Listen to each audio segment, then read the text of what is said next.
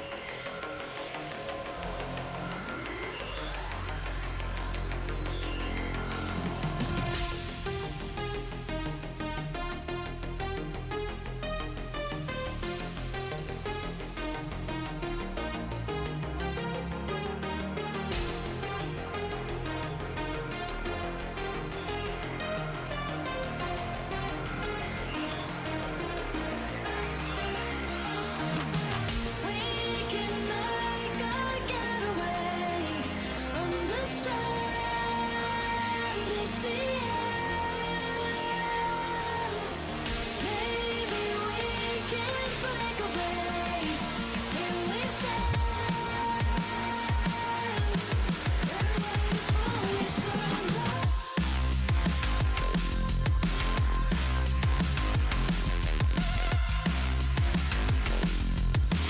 Better way before we surrender. Better way before we surrender.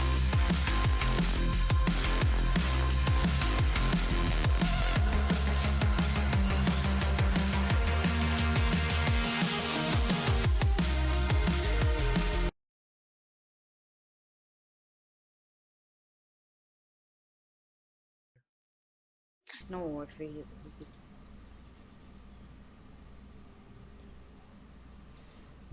Alright, hello everyone, and welcome to Blood in the Streets. I'm the Source, and Radiant joining team me back. today... Oh, the names are messed up. I'll fix that in a second. They're actually swapped. PandaCast is on the right, and PQMZ is in the middle, even though their names are in the wrong slots. I'll fix that in a minute. Sorry about that, guys. good. Dire team back. But we are here at the Blood in the Streets Dota 2 Dire team Championship. Ooh, that is some loud observer. I'll resolve that in a moment. Brought to you guys by FirstBlood.io and Antlion Audio. And we are going to be getting into Game 1 between Danish Bears and EPG in our lower bracket. Aside from having your names mixed up, how are you guys doing? Doing great. I have a dog cam In here the spirit. in case. Oh, I did not see the dog in the corner. No! Oh my That's god. important. No. I can see it. I just didn't notice. Oh, okay.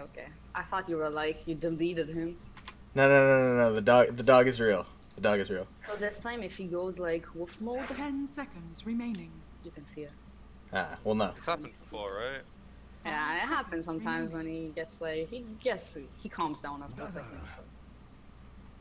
So. All right. Well, I'm gonna transition us over to the draft screen because we have a few picks that are coming in, and I'll fix your guys' names in the meantime. Okay, so we need a draft. Yes. Yes. Okay, great. So we got Elements versus Danish Bears. I think you did that 10 introduction, but seconds remaining. just to go over that. This is round 1, 5 and I don't seconds think remaining. they met yet. What do you think about this matchup, Mackenzie? Reserve Elements Silencer. changed a few players from what I've seen Dire recently. team back. Danish Bears had the one transition, but they haven't really found their footing from what I've seen. So it could go either way. I have to say that they tried making 747 into a baby night. Just And that's what joking he does, half, right? but 10 seconds yeah, remaining. they drafted snipers for him last time I saw them, 5 so that was kind of seconds funny. remaining. Felt like the old Danish Bears, just with 747 instead of baby night. It worked out pretty well. So. Yeah, they did the same thing before they brought Baby Knight in as well. They just have this mid player that plays Shadow Fiend, Sniper, OD, these kind of heroes, and then they put Ace on some hero that moves around the map and makes space. That's the only thing that they really do with their drafts. They feel very one-dimensional. They definitely had some Yeah. trouble yesterday. 747 got put under a lot of pressure by Gambit, and it seemed to dictate a lot of the pace of their early game. They have, I think the last time they got 747 pressured quite a bit, but it ended up working out 10 pretty well for seconds them at the remaining. end. He got a little bit too farmed, and mid lane went a little bit too Dire well, I would team say. Do you think they're gonna go like Silence or Ember mid matchup here? It's definitely possible. It's something they've done plenty of times in the past. It's a very, very hard matchup for Ember to deal with. But I that's why they pick the hero now. It's still flexible. They can do multiple things with it. Radiant team It also back. makes a draft a lot easier to play if it is a support, because Dazzle just he makes it really hard to play against when you know you need to kill one hero, but then you also have to factor in the grave and how to take the fights. Silencer makes it a lot easier. 10 seconds It's remaining. also a pretty big matchup when you look at the Ember versus the next like mid. I 5 think that's seconds remaining. that might be a hard match for Ember, but also the next just the possibility of having an easy Reserve setup on the time. Ember. I mean, they can even think about something like Invoker to add that global Sunstrike to the equation and then have easy pickoffs. I think you want more team fight though if you go with Silencer. Like going pick off based is you already have enough, I think. You just need two heroes in the right place. Yeah, that's valid. It's, I guess, okay, I was looking at the Huskar for a second. I got a little bit confused, but they do have a Dazzle. Nick's not very good against Huskar. Silencer is kinda at some point. Uh, Dire team in the later pick. stages, sure, but early game, Husky just he shits on most heroes. Admiral Concar. I'm glad That the is hero is no longer Radiant picked team though, pick. because I have a very bad history against it, and it makes me cringe to see people what lose against to that hero. Huskar. Yeah, yeah. Some of my most humiliating games against that hero because I didn't respect it. Sometimes it's surprising. I mean, you know the 10 hero, you know he's seconds really good remaining. early mid game, and then you're like, oh, I got hit 5 4 times seconds by Huskar. remaining. Well, I guess that's it for me. Yeah, and then your towers are gone, and he has an Reserve Aegis at time. 8 minutes, and the game's over. And That that's was what you my said. experience. Dire team pick. You talked about team fight or more team fight for Danish Bears. They're gonna grab the puck, so it could still be an offlane puck. We've seen that quite a lot recently, so it doesn't necessarily mean it's gonna be the mid. But I think Kenny is right in this matchup at least. 10 seconds remaining. I don't know, like uh, half the reason the hero is really 5 good is the seconds flexibility. remaining. Puck can do the same kind of thing from an offlane position as he can mid these days. Reserve time. I think it's one of the best heroes of the patch, honestly. You see so many people winning with this hero, and there's good reason for it.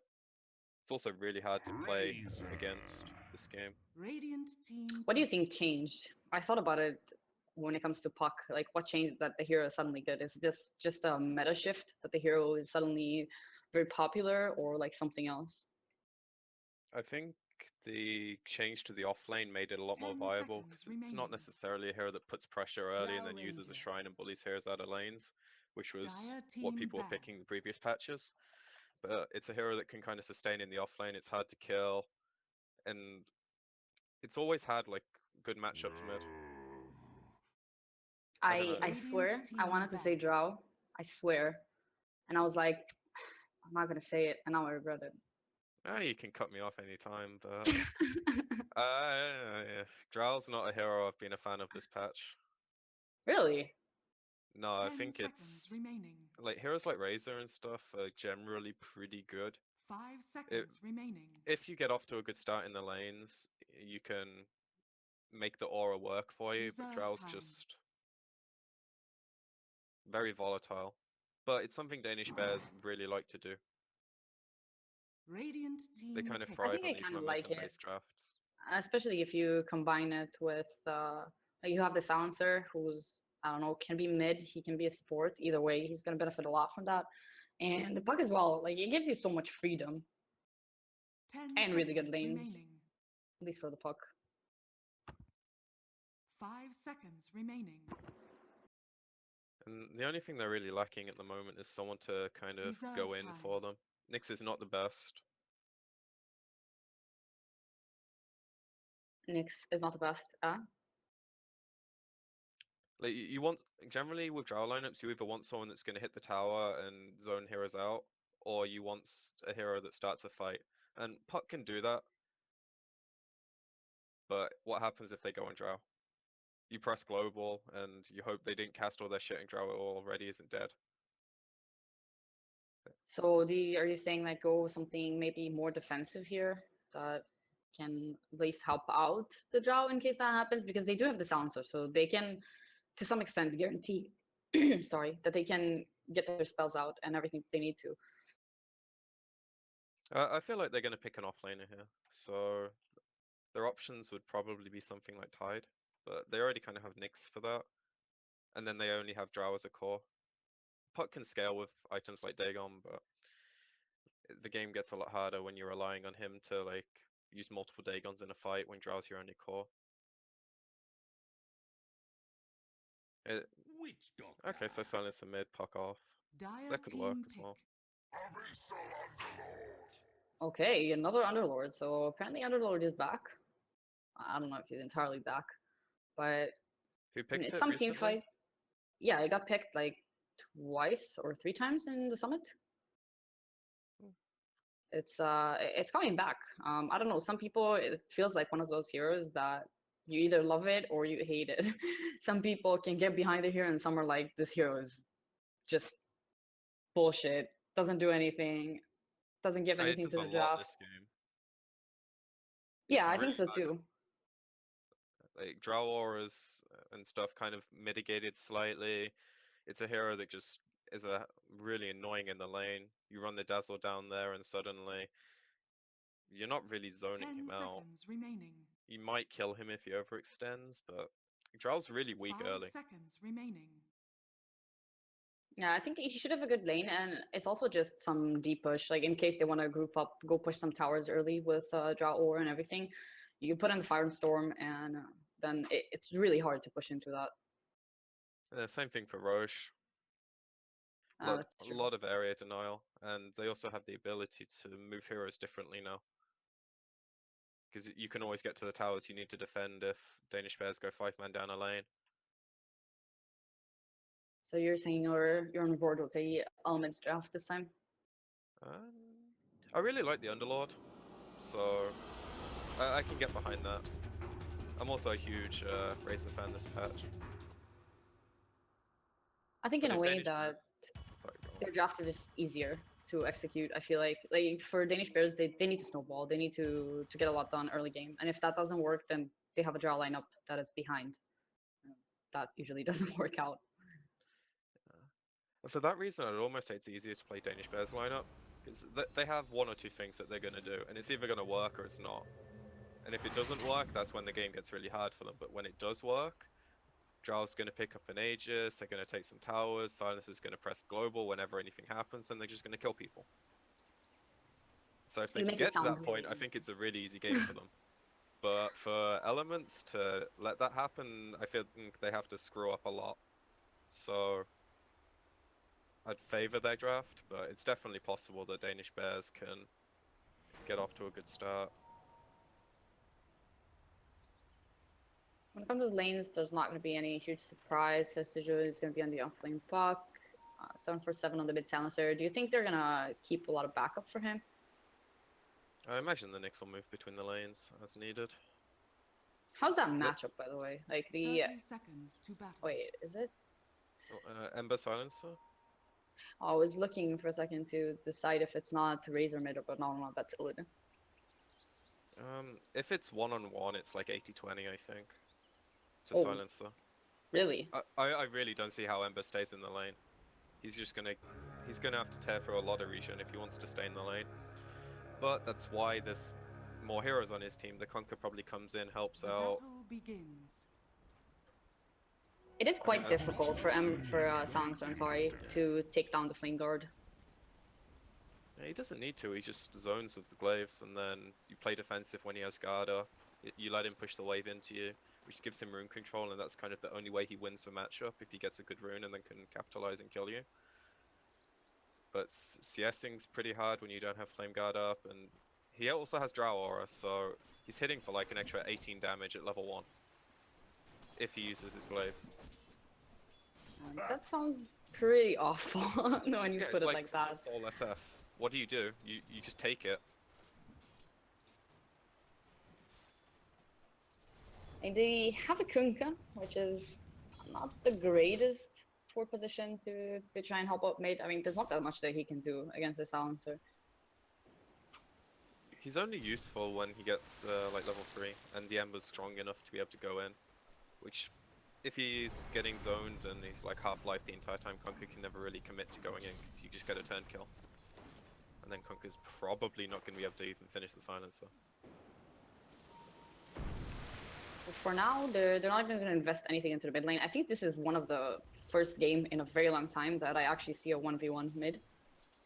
That doesn't happen that often. And saying that, actually top lane, Razor's going to get stunned up, and with the extra damage from Hesta Joe, the Grave is going to be there. They have a lot of creeps though, so they can go under this tower. LeBron is trying to go for the body blocks, but Hesta Joe is still going to find that first blood. And he might find a second. They're chasing down LeBron. Oh yeah, he has a stun, and he's going to land it. So that's going to be a double kill, barely 2 minutes into the game. And needless to say, I don't think that should be happening, but... when you are forced to take Grave level 1 on Dazzle, you're a ranged creep. You know, you don't do anything to stop them. You prolong the kill at most. He's level 2 now. Bounty, not going to get that. At least he's going to cancel the clarity on Noya. So Noya's going to be completely out of mana for the meantime. Illusion. Now, this is definitely the lane you'd expect them to get stuff done in though, because if the Nyx is mid, it's, you know, the Ember has to be out of position like down the hill. He doesn't have a mid ward though, so that might be an easy rotation, but otherwise he's probably just sitting top sniping supports with the puck. Or That's sniping some mid way core. to get their game going.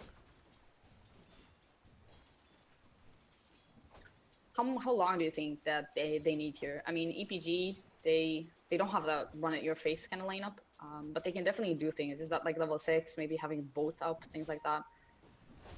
Oh, mid lane, there's gonna be a rotation. They want to get 747. He's doing so much damage to Boran Ninja, though he might be in a lot of trouble. He's still okay, but the stun is coming in from Noya. He should be able to grab that kill, or at least our Arcane Cure says. No, he's gonna grab that last hit. But they still got the silencer. Yeah, they'll take that. Denied. They also don't lose the int, which is a pretty big deal. Dire's top tower is under attack. But to answer your previous question, I was going to say like Ember getting level 5 is probably the big deal, because that's when Conquer can pretty easy... It should be level 3 by that point. You level 2x, you run at the Silencer, and you kill him with Flame Guard. And then, if you want to start moving the Ember around, you can move him with the Conquer when he gets level 6 and start even diving the Drow. Because I don't think they need much. It's not like they need a first set of items, they just need the levels on their core heroes, and maybe the Dazzle to TP down if they want to dive. Ember, mid lane, he's gonna juke that Impale, but he is so slow. There is a Dazzle over here, so Grave can be used. Mr. Dazzle? Okay, he's there, he's gonna help out, and they're actually gonna get a stun on the Silencer on the back guys, but Ember is so low, there's no way they're going for this, and Looks like LeBron just stayed a little bit too long. They thought about coming in to help him, and the cask gonna bounce around now. Ember getting stunned once again. There's no mana for an Impale, and it's on cooldown still. Or Ninja, he's taking so much damage with this Drow Aura. I think he has Flame Guard. He's fine. And Dazzle lives. Bit of miscommunication. How did that happen? I think when they saw the cask, it was like, alright, this cask is going to be really good, let's go for the bigger kills. And then they just forgot to throw one right click out, which is easily done. For now, LeBron is going to be the Dazzle who lived. And I think that as long as these rotations are not really working out, if you look at the CS, they're pretty even in the mid lane. They both died. Nothing too crazy, so definitely going the way of the Ember, considering the matchup and how favored, according to you, it's supposed to be. Maybe the theory is not applicable to practice, but... Or he could just be scared of the Conquer if he was hiding off the map the entire time. That's And something top lane, Fraser is gonna get gone on again. Fuck. Has to jump the other way. Noya is still chasing him down. He does have mana burn and a stun, but it looks like Illidan is too speedy for them. Still being able to box the safe lane out of his own lane is good stuff. Dire's top tower But is flip under side of the attack. map, their gank connects. That's a big change in momentum. And Drow, he's almost level 5 on Ace, so it doesn't have that aura just yet. But when he has it up, this is gonna be, I think, harder just because they're gonna be able to put a lot more pressure onto Mitch.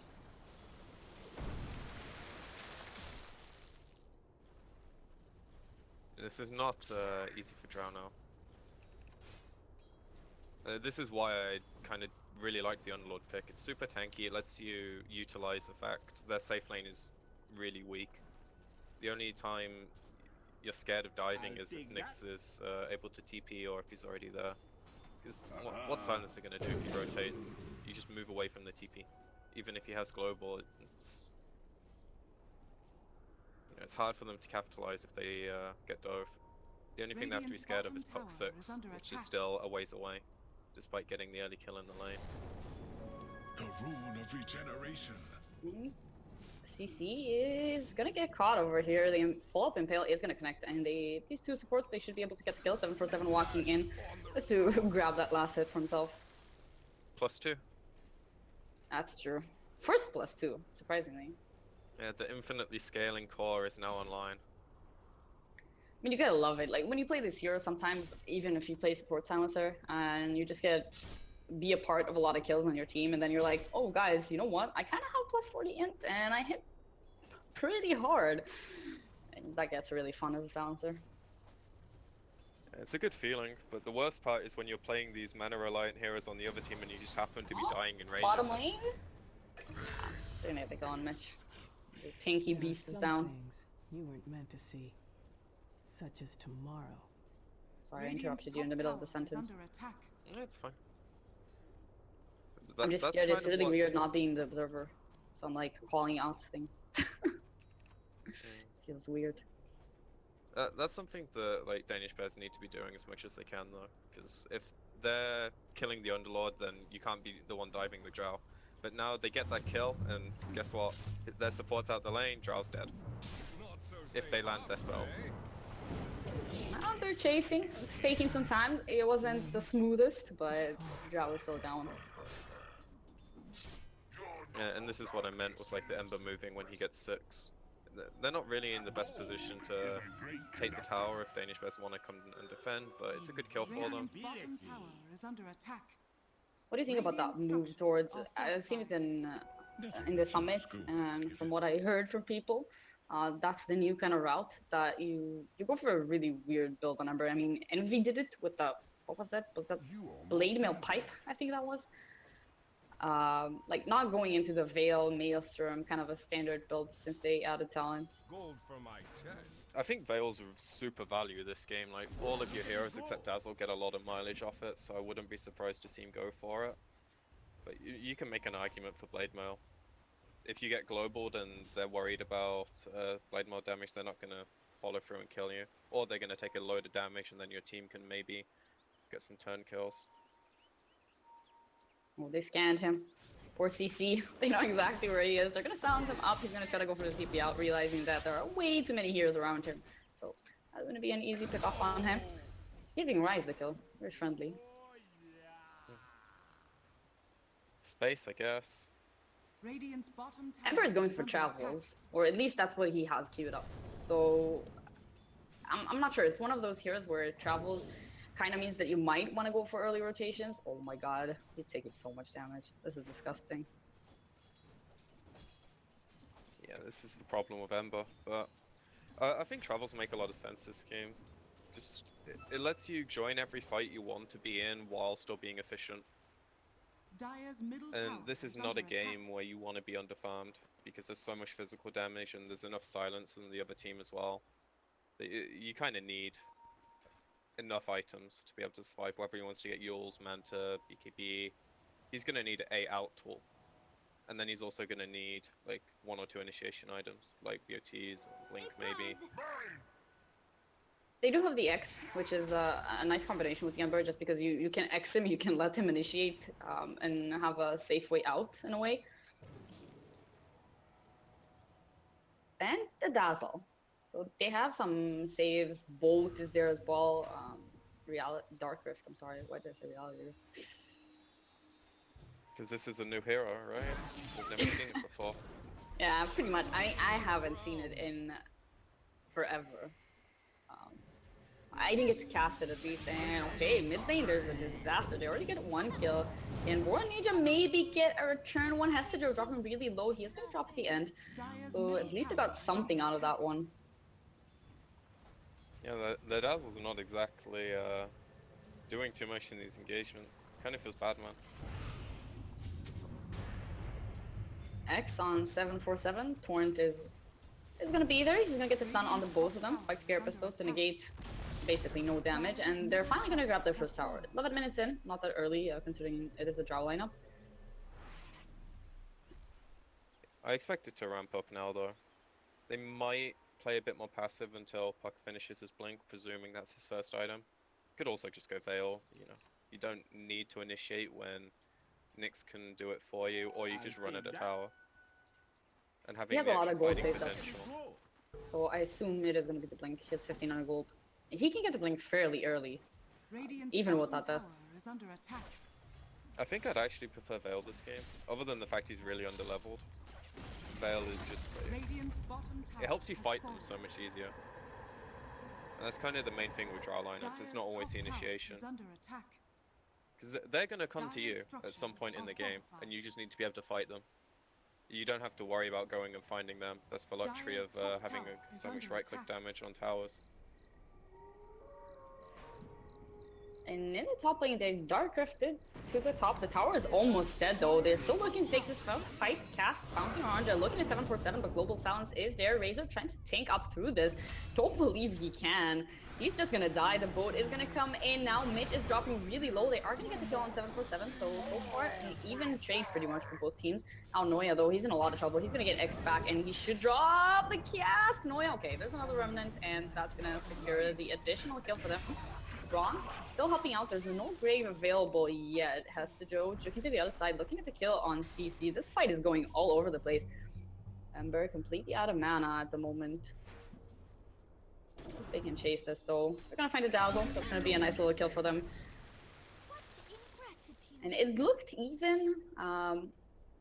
It kinda was. Who do you think that was favoring? They still lost the tower. I think considering both of the cores died, I'd slightly favor EPG for the fight, but they basically traded tier 1s, so that was even. They rifted after they took the tier 1 bottom. But you can see how these fights are like planned out. They use their Razor to go in, he gets focused down because he doesn't really have any tank ability yet, and then all the spells come in Never after refuse global, gold given. and that's when Danish bears just need to be careful. So right now, the only thing they really have to worry about is the Ember. Razor's Doesn't not get too big travels of a up. fact.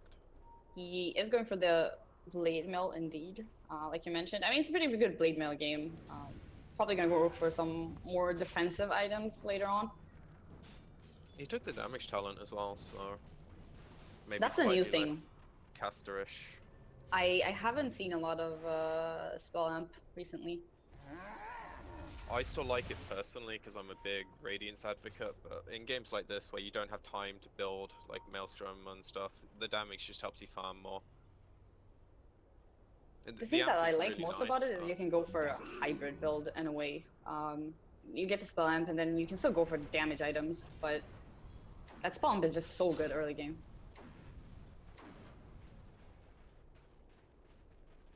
no, I don't think it's going to matter too much. Like they both make you kill things faster. It's just what your preferred choice is.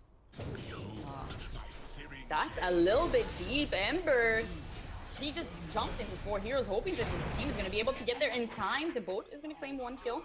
If they get anything more, though, the coil on the backlines, putting LeBron in place, and now Razor again, he's running in. The global silence is out, though. And now Hestejo, he's looking for more here. LeBron in the trees, he's hiding the Dark Rift. They're going to try to help their Dazzle. That's not going to be the case. And Mitch, he's taking so much damage. He is going to get out at the end, but he is the only one on his team. This is where we need Toby to cue the disaster. I think I that's. can't do the disaster. I don't think I have it in me. I think that's like a huge miscommunication on their part, because when Ember goes in like that, you're going into no vision in the first place. You have a rough idea of where they are, but his initiation's fine if his team's half a screen closer to him. But all that happens is he shows in the middle of 4 heroes and dies because his team aren't close. Even if they are, though, they used the global silence on Danish player side quite late. Like, they could have just used it at the beginning, right when they saw him jumping in. Like, they even waited. They killed the Ember, then they used the global, and then they were able to just clean up everyone else. Yeah, the fight could definitely have also ended that way, so it was very ambitious for them to go for something like that when they don't have vision in the area. 'Cause right now they don't have a way of dealing with Danish Bear's main tools, which is global and physical Clear damage. sailing now. I'm sure they have a good amount of silence and some stun to keep you in place, but for EPG to get kills, they need to stay in the fight. Like, Ember doesn't do burst damage outside of triple remnanting. Same thing with Razor. They're in fights for a long time, and they just can't sustain right now. Like, the Razor's gone for a lot of early build-up. His next item probably lets him fight a bit more, but it's how long it takes to get that. And this is a window Danish Bears should be trying to exploit as much as they can, I think. The only thing they've got to What do you think somewhat is his worried next about is item? split push. Like, something safe, you want to just get an SNY, tank up a little bit, or... because I feel like at some point in this game, he wants a BKB. I think he needs, like, Shivas or Dire's top BKB. tower is under attack. Maybe plate mail into BKB? I don't know. Because BKB doesn't do it. Radiant's middle He tower definitely is needs under more than attack. one item, which is a really shitty Dire's position top to be in. tower has fallen. And even though the Ember's the most farmed hero on the team, he's not really going to be able to carry with his net worth. At least I wouldn't presume so. He's got the levels and Radiant's everything, middle tower but is under the rest attack. of his team just feels slightly lower impact. Puck is looking to go in, but he's gonna get cleaned up. They're gonna use the global now. He did get the coil. It's only one hero though, and now Rise letting it go. They're not quite finding any kills yet. Looks like the Kunkka is gonna be the one. The boat not gonna connect on anyone. They didn't even get the buff, I think, on anyone other than the Kunkka, who is already gone. Eladin trying to heal up at 747. Very aggressive move forward with that force staff. Gonna completely pay out for him. Can he get more? The blade mail Blade doing a lot of mail. work. 747, he's killing himself. He is gonna go down, and a 3-4-3 trade. I think this looked, at first it looked kind of bad for Danish Bears just because losing the puck so early, but ended up being okay. Yeah, he got his coil off, which was the most important part. He's a key point to their fight for sure, but the main 2 heroes survived, and they got at least some trade off of it, and in the end, EPG lose their most 2 important heroes. And the Drow still lives, so they'll take that. And as long as they keep killing Razor, I don't think they have too much to worry about. Yeah, his item progression is quite non-existent. He's I mean, been he's not a sitting on creep those hitter. drums, and Yeah, he needs to fight, but the thing is that, as you said, he wants to run in. He wants to run in, link someone maybe, and just be there and tank some things. But he's just not able to do this game. Yeah, I think half of it's just down to like the Unlord got a later mech than what they wanted to fight with. They played in a window that Danish Bez had the stronger fight, and now you're kind of seeing the cost for it. Invisibility. No, yeah, giving Steam valuable information about what's happening, and Danish players are making a move with everyone here. Noya not being really lucky with the Carapace. Finally, the Razor is going to get stunned up. They have the vision. The Grave is going to be there, though. Now with the boat, they have the buff, so maybe this is the time for EPG to take the fight here. Blade Mail on the front line. The Ember is trying to do everything that he possibly can. Oh, cans. I just said cans. Yeah, I'm going to flame myself for that. But not finding anything. Maybe the drought. That's going to be quite a big pick off, but the chain's not connecting. Yeah, he got fogged. At some point, they made this a lot harder to land in fog, and you can't really blame people for missing it. He had Shadow Blade though, and I think the Conquer's the only one with detection, so it might have been alright anyway. But that's like the first time they got what they needed in a fight, where they hit boat on multiple heroes and they just didn't have the catch to Gold for continue. my chest. It was really good from Danish Bears to not stay and fight that, because they could quite easily have presumed Never they had the refuse advantage gold. from previous fights. But they did the right thing. I think they realized that. I think that was the first fight that they actually got the run buff on everyone, or at least more than one hero. Just And then because Greaves as Kunkka's well. positioning was better. It's hard to get boat buff in these fights on like the right heroes, because they're either dying while the boat's coming to them, or you're using it to pick someone off. And it's an element I don't think teams play too well around, because, or at least from my experience, it's not easy when you're the one initiating, or your Ember's getting initiated on, and there's global to play around as well.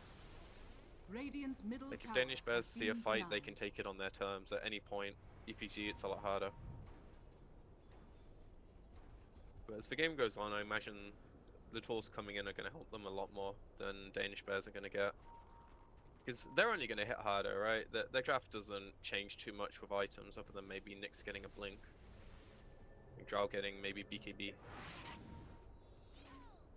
Whereas Razor, he can tank, he can no longer worry about all of the stuns and the bullshit from the Nyx.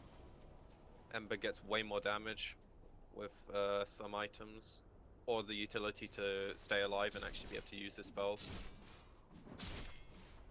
The case with Ember is very similar to what you said about the Razor, that he needs more than one item here. It's not like there's one item that's going to change everything and they're I'll suddenly going to take be that. able to win every team fight.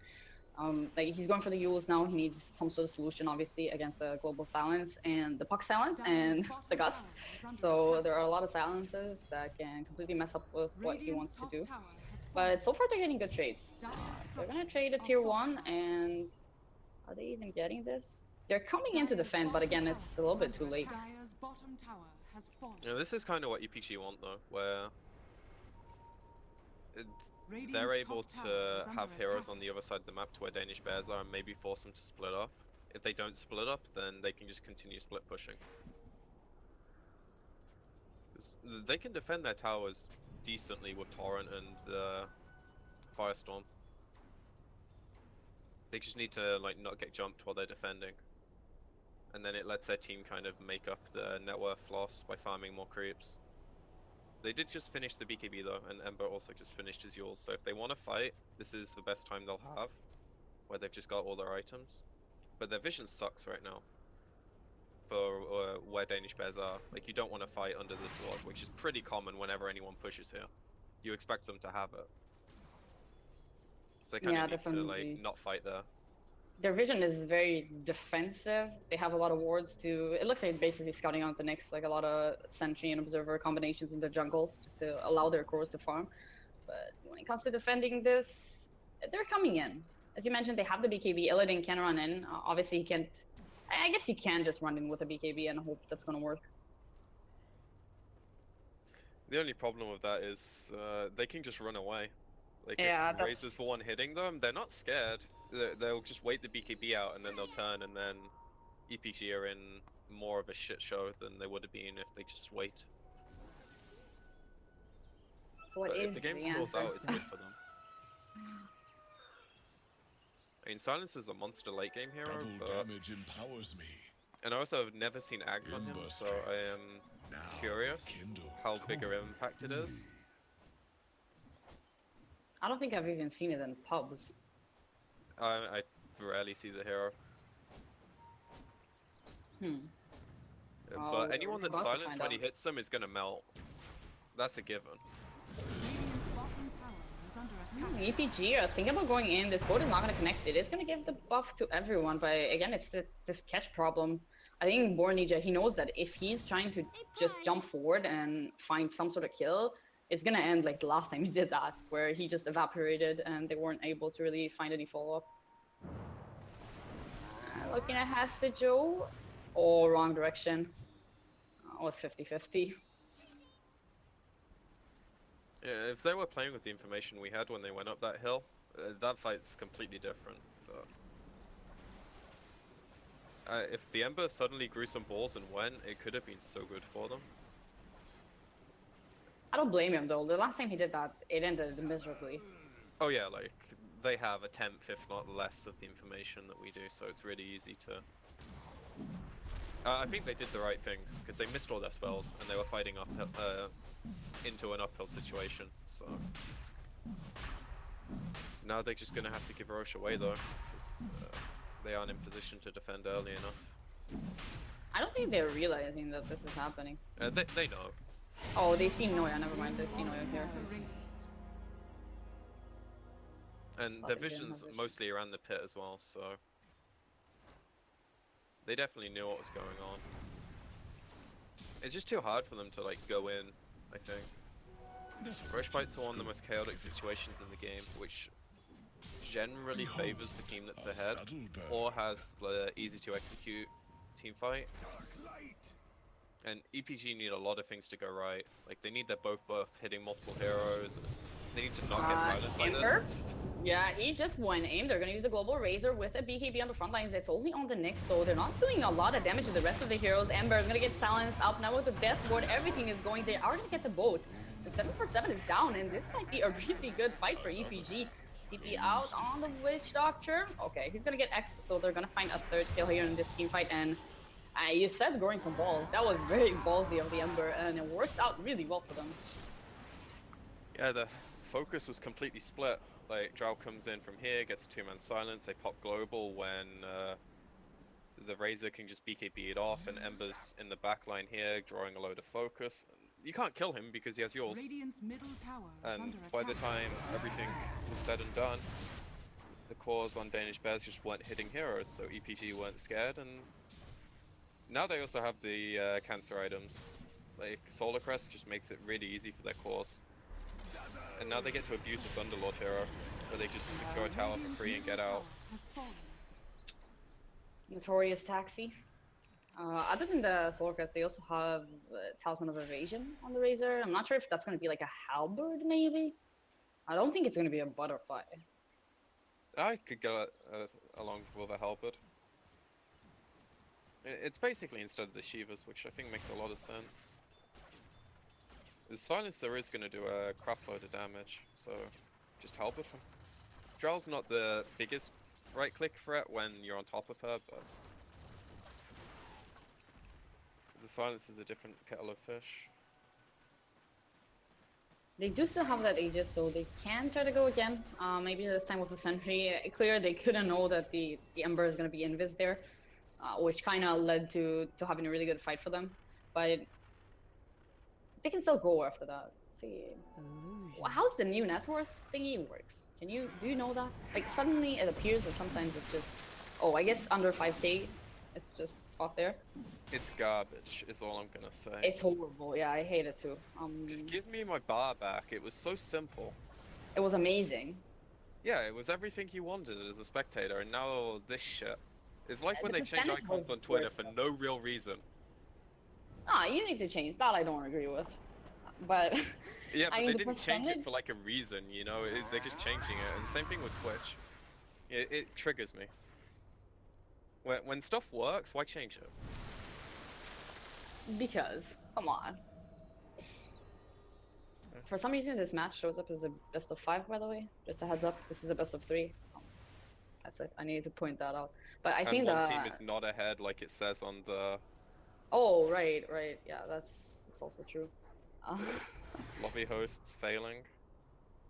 come on, we have production Misinformation. value. Please. It's easily done. I know it's easily messed up, I have to say. So Dire's what kind of top items? tower is under We attack. have a mech on the Witch Doctor. He's actually going for Greaves, Yuck. straight up. Yeah, that's a bit of an unorthodox build, I would say. I don't think it's bad though. It's just it's idealistic, I think is the best way to put it. He doesn't do too much outside of just healing his team right now. If he can draw a few stuns when he death wards, it's nice, but I feel like He got Glimmer is pretty so good valued this productions, game. though. I really don't know why you wouldn't go Let Glimmer. it go. Glimmer, he could have had so much money. He could have been like not closing in, but being kind of close to an act. They're gonna go into on Pestijo on the bottom lane. Kunkka is a bit too far away though for the X, so she's gonna run away.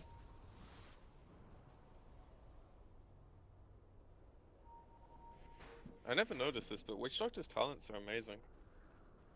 You know who has amazing talents, and I'm really sorry for this, but Viper. I haven't seen the hero in a while, but yeah, I've seen. I played him in Overthrow, and I was like, Yes, this oh is my the best example you god! can give Dota viewers. What? This is the best example, right? Radiant Overthrow. structures are fortified. No, I'm just saying because I don't play the hero ever. You know, I randomed it in Overthrow, and then I was like, oh my god, this guy Dire's has really top good tower talents. Like, is what's under happening? attack. It's how they're balancing these shitty heroes, you know?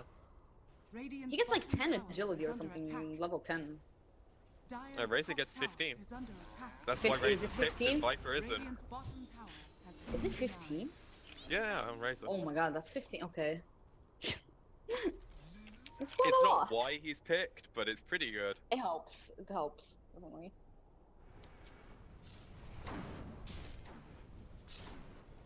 Now they just need to get rid of the bad talents where you have Quap with like 75 spell steal and then this garbage talent that you don't pick unless you're drunk and misclick.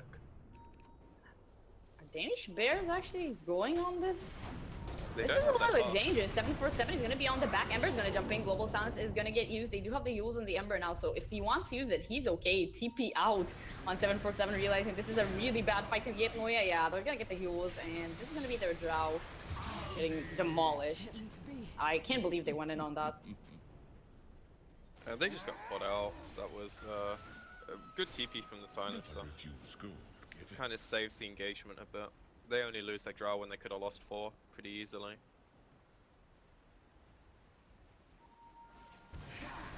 And now we just see like the entire shift of momentum, where EPG are the ones dictating the fights, and when Danish Bears aren't the ones getting the good initiations, it's hard for them, Radiant's top because Silence tower is is no under longer this big threat. He still has all the damage that he did previously, but they're no longer enabled to like control him. They have Lotus on the Ember with a Yule, so he can effectively get 2 Radiant's top tower has fallen. silences off on himself and one of his more important team members like Dazzle. Radiant's top tower is under attack. Underlord can always purge it off as well with the Greaves, so it's hard for them now. And They were Danish missing only one has hero Yules. there, though. I'm not sure who, but I saw 4 heroes. In the top fight, Yeah. Puck was. Danish Bears didn't have everyone. Yeah, that's why they got out. Really good Radiant's top tower attempt by has EPG fallen. to catch them out. And more Underlord shenanigans, right? Just take a tier 3, no losses, because you get out. I wouldn't be That's surprised quite if they get like a annoying. 4 staff and try and mess with that.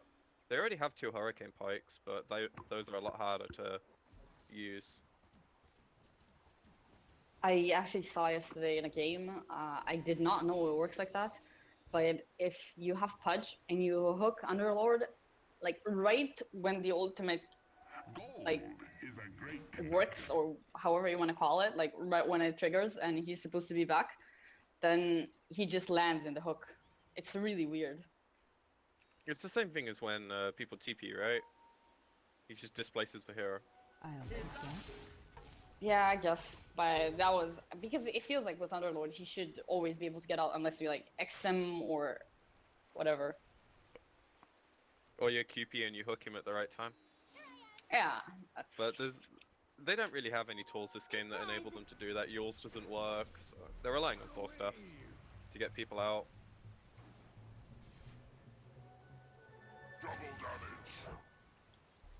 Your place is But right They now actually they need a caught lot more. of things to go well for them, because their team fight is a lot more trash than EPG's.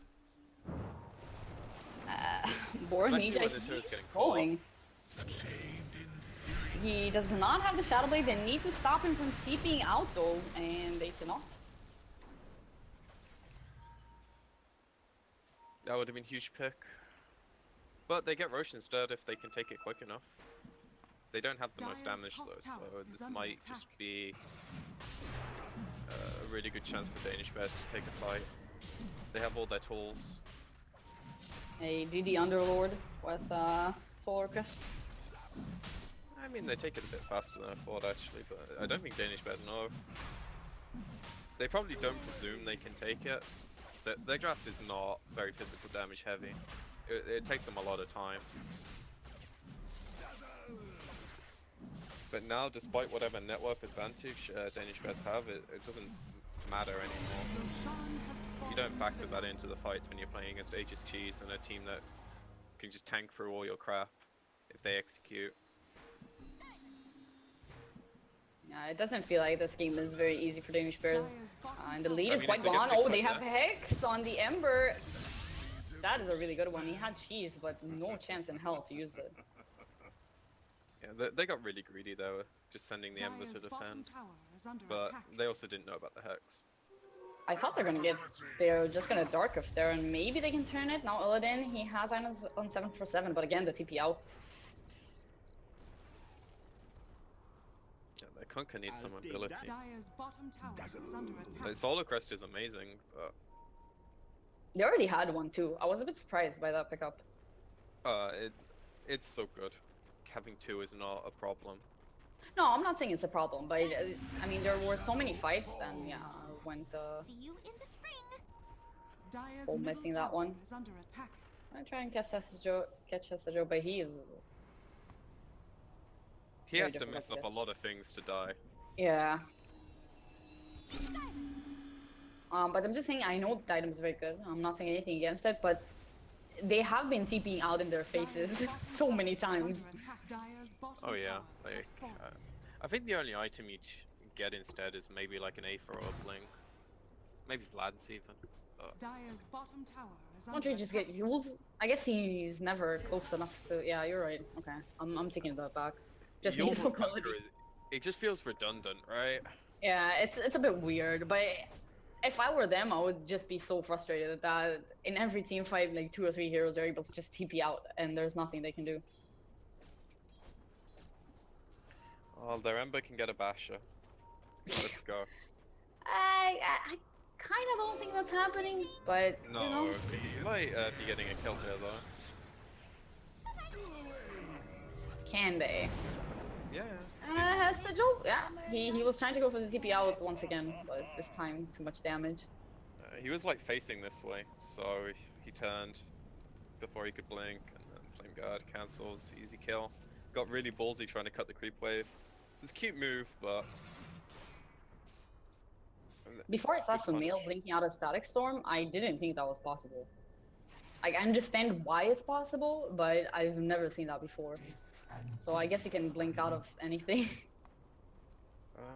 There's a few With the right things timing. that it's basically puck exclusive because you choose when to go out of your phase shift as opposed to like banish from Astral or Shadow Demon. Yeah, so you When can you choose to oh. jump out between ticks or something, and Yeah, I'm guessing it like prioritizes your blink command over the tick because you choose when.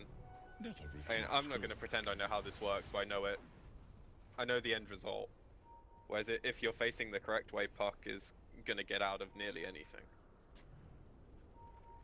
Whether he lives after that is a different matter, though. Yeah, that's also a valid point. And now EPG just standing on the high ground, faking a little bit stuns, but Illidan, he feels safe now. He has the AC, he has evasion. Ace And is he still missing gets a shot. lot. And I mean, they're trying to go on it. Illidan is still a little thinking through this one. They are going to get the kill on Hesijo. He has a buyback if he wants to 747. Going to get the Hex on the Ember, but still having the Grave back up. And they're That's just a taking the deadly. facts. Mitch, he can take them out. He doesn't have the Greaves, so he can't remove the sounds for himself. The cask is bouncing around, though. Illidan is still manning up. He still has that Aegis. And He's gonna be back, and they're gonna take him home. the pussy play. Oh, come on. That was getting a little bit dangerous. They got the buyback from the puck. They got the Ranger Axe. Not the best outcome, but definitely favoring them. Oh, it's really, really good for them because they're dictating the game now.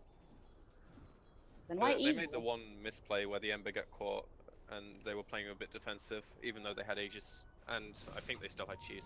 But now he's up and they actually get to where they want to be. Force a buyback from like Puck's a pretty key hero. Like I don't think he can afford to die too much. Haste. You can just like get level 25 and get the 420. Yeah, that takes forever to kick in though. They caught the Dazzle. They have a lot of backup. 747 in a lot of trouble. He's gonna get destroyed over there. So a Dazzle for the core silencer. Don't think that was the trade they were looking for. No, but it speaks to what their plan of the game is now. They want to split the map and try and take any pickoffs, and that was a very ballsy attempt where they didn't necessarily see any of the EPG heroes. So they went on like this blind read, and it didn't pay off at all. And now they're probably either going to lose the top racks or force a buyback. I'm not sure why they're hitting the Tiffany mid, but if they do this, this is also just structural damage. And their Ember can come whenever he needs to. They're going in. They have the sounds on 2 heroes. Their damage is just feels really lackluster at this point, though. I mean, they're letting it go. They're gonna do some damage on Mitch. He might be in a little bit of trouble. Oh my god, he was in a lot of trouble. He almost died. He is gonna die. Has to Joe jumping in, That's getting an that kill. axe foil. If they can get the Illidan, he's just stunned for forever.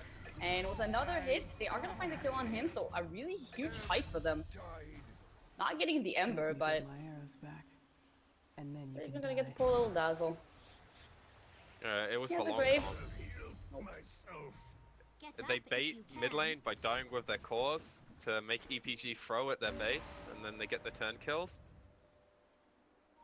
And we can Dire's see middle Razor has no tower is buyback. under attack. They probably don't know that, but they can test and they're going to quickly find out. What did he buy? He finished up his AC. No, he had that like 4 minutes ago or something. He bought something somewhere. Yeah, he bought Dire's Axe top components. tower has fallen. Oh, are they dead on the chicken? Dire's top Yeah. barracks are under attack. It's, That feels bad, man. yeah, that's what I wanted to say. And they're going on Noya. It feels like he's just baiting this one. He's gonna BKB, and he is still okay going for the TP out. They're not getting anything out of this though. They I were thought it's really gonna scared be to way commit. worse. But they only had buyback on the Drow, so I can understand them not wanting to overcommit at all. Discretion is Haste. pretty useful there.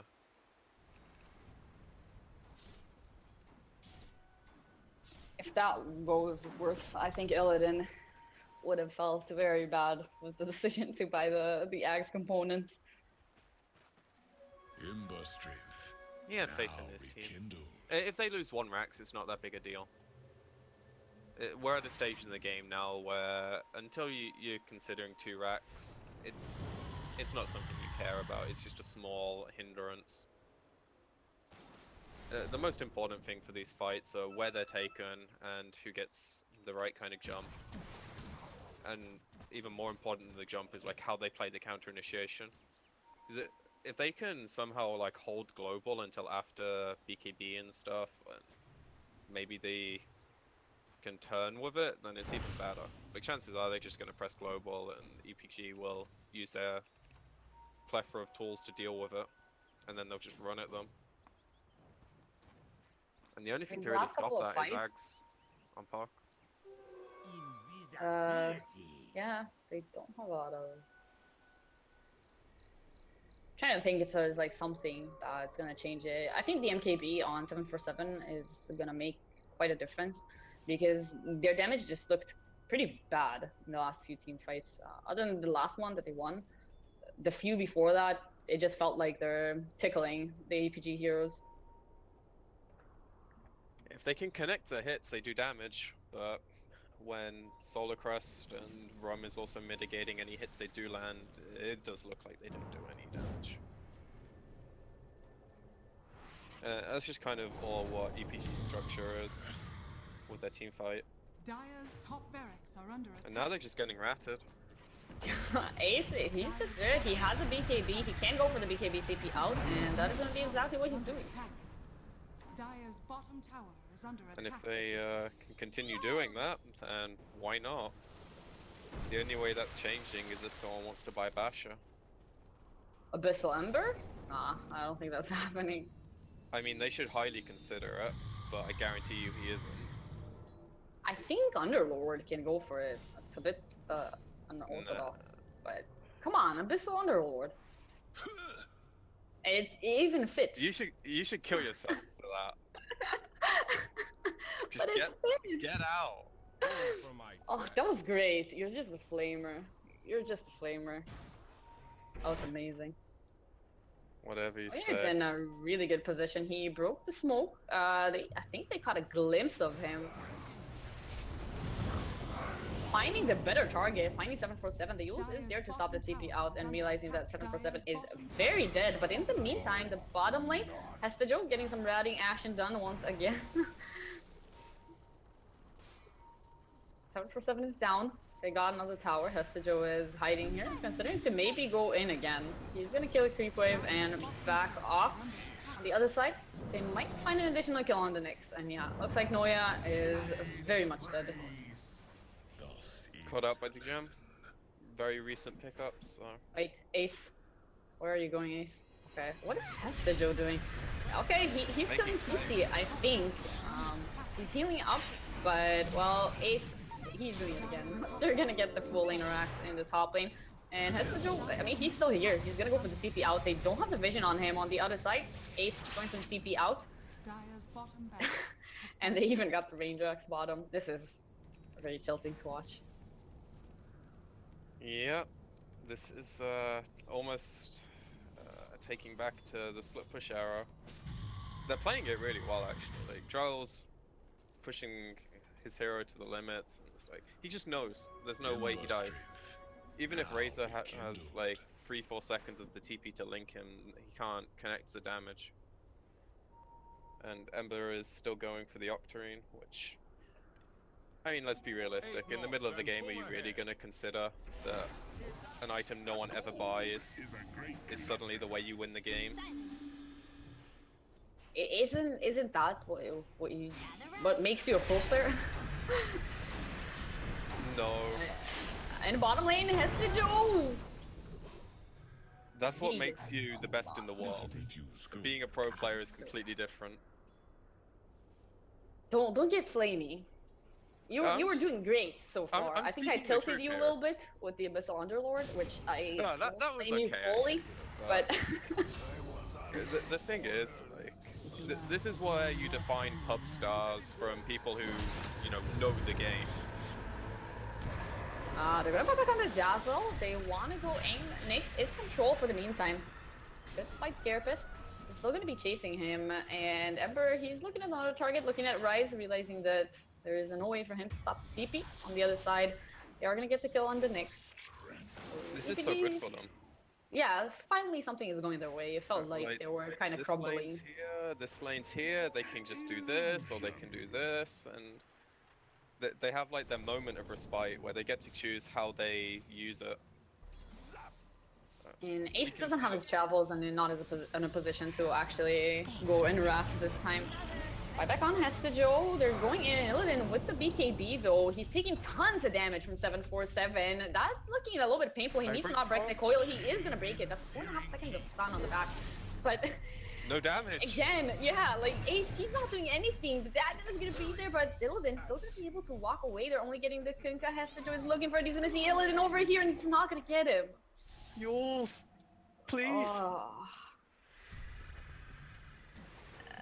They're looking Feels at the that- Amber.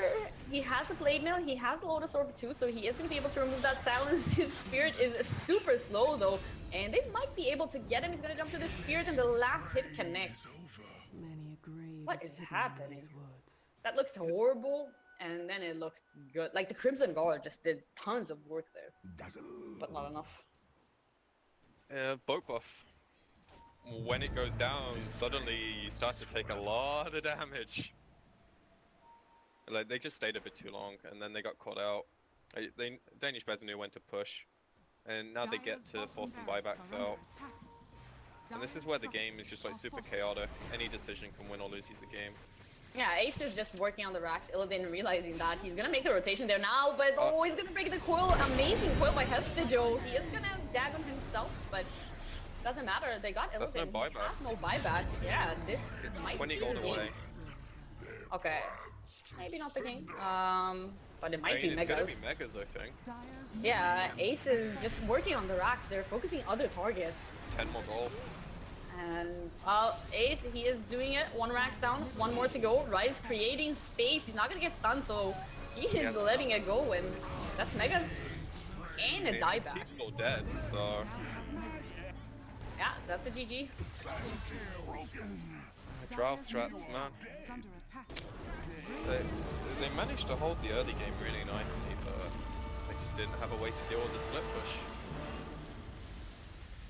Don't you think they had though? They had the Underlord.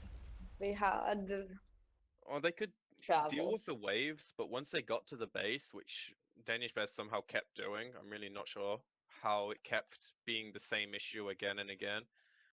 But when they got to hit buildings, BKB's king in this situation.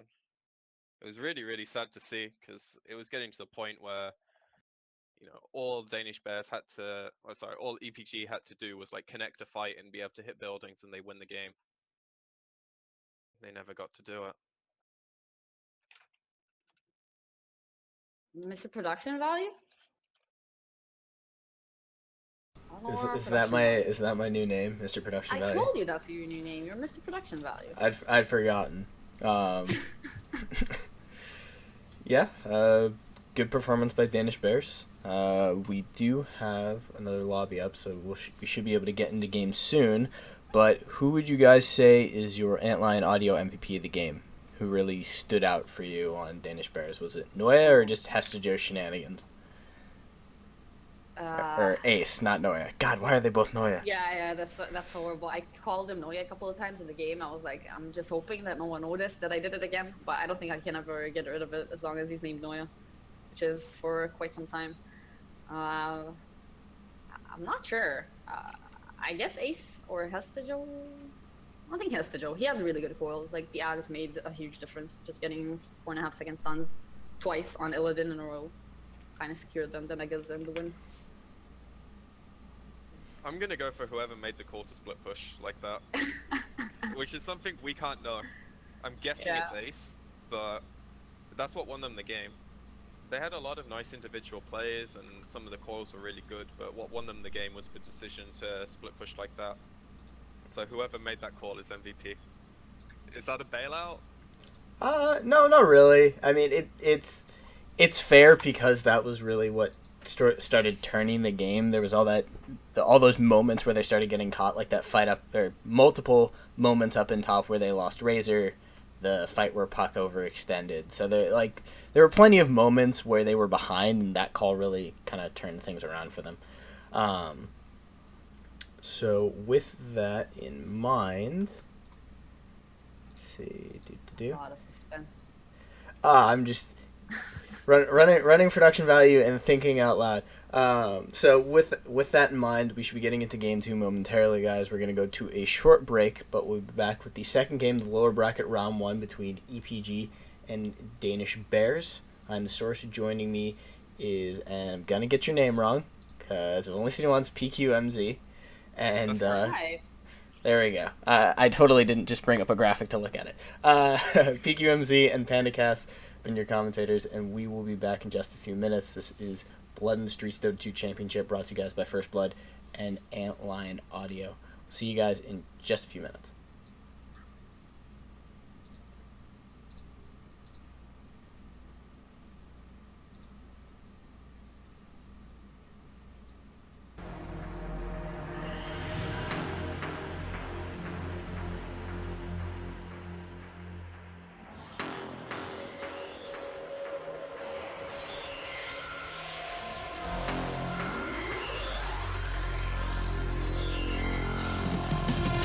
And this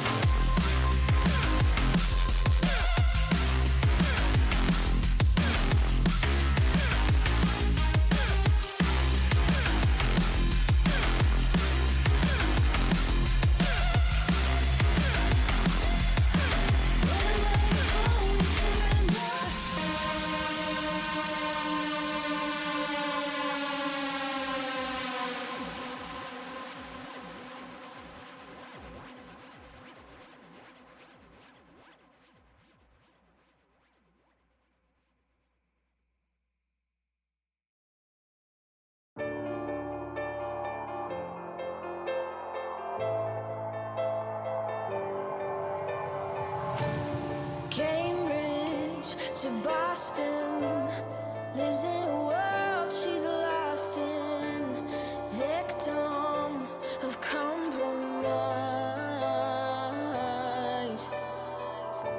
He's staring at her Aberdeen heart, London eyes, Glasgow bones. She's whistling the catacombs, a paradox. He's in love with the statue in a marble block. He's in love with.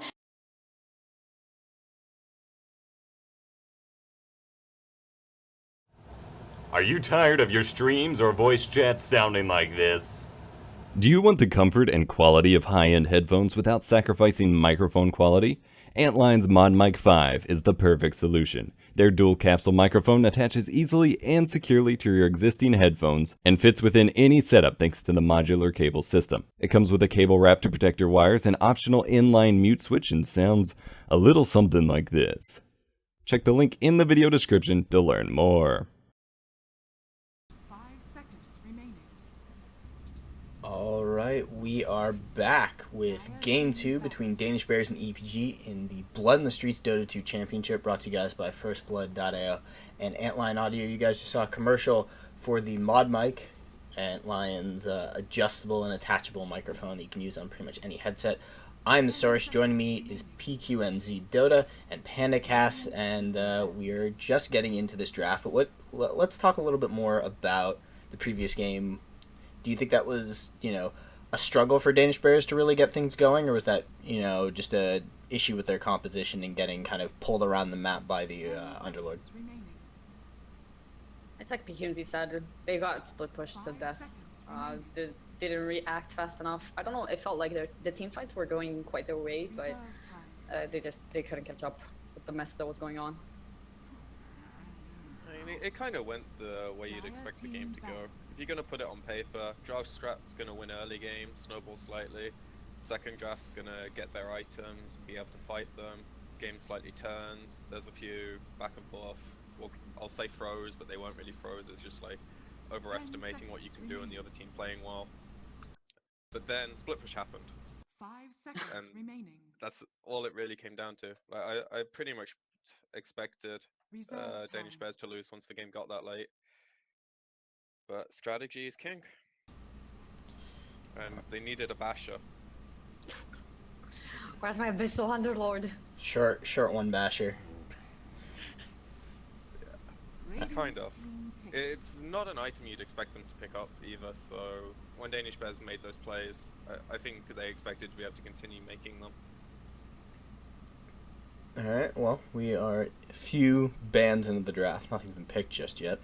Where do you think this goes for EPG? Do they significantly change their strategy? And does Danish Bears rely on such a kind of a lucky occurrence with being able to split push that much?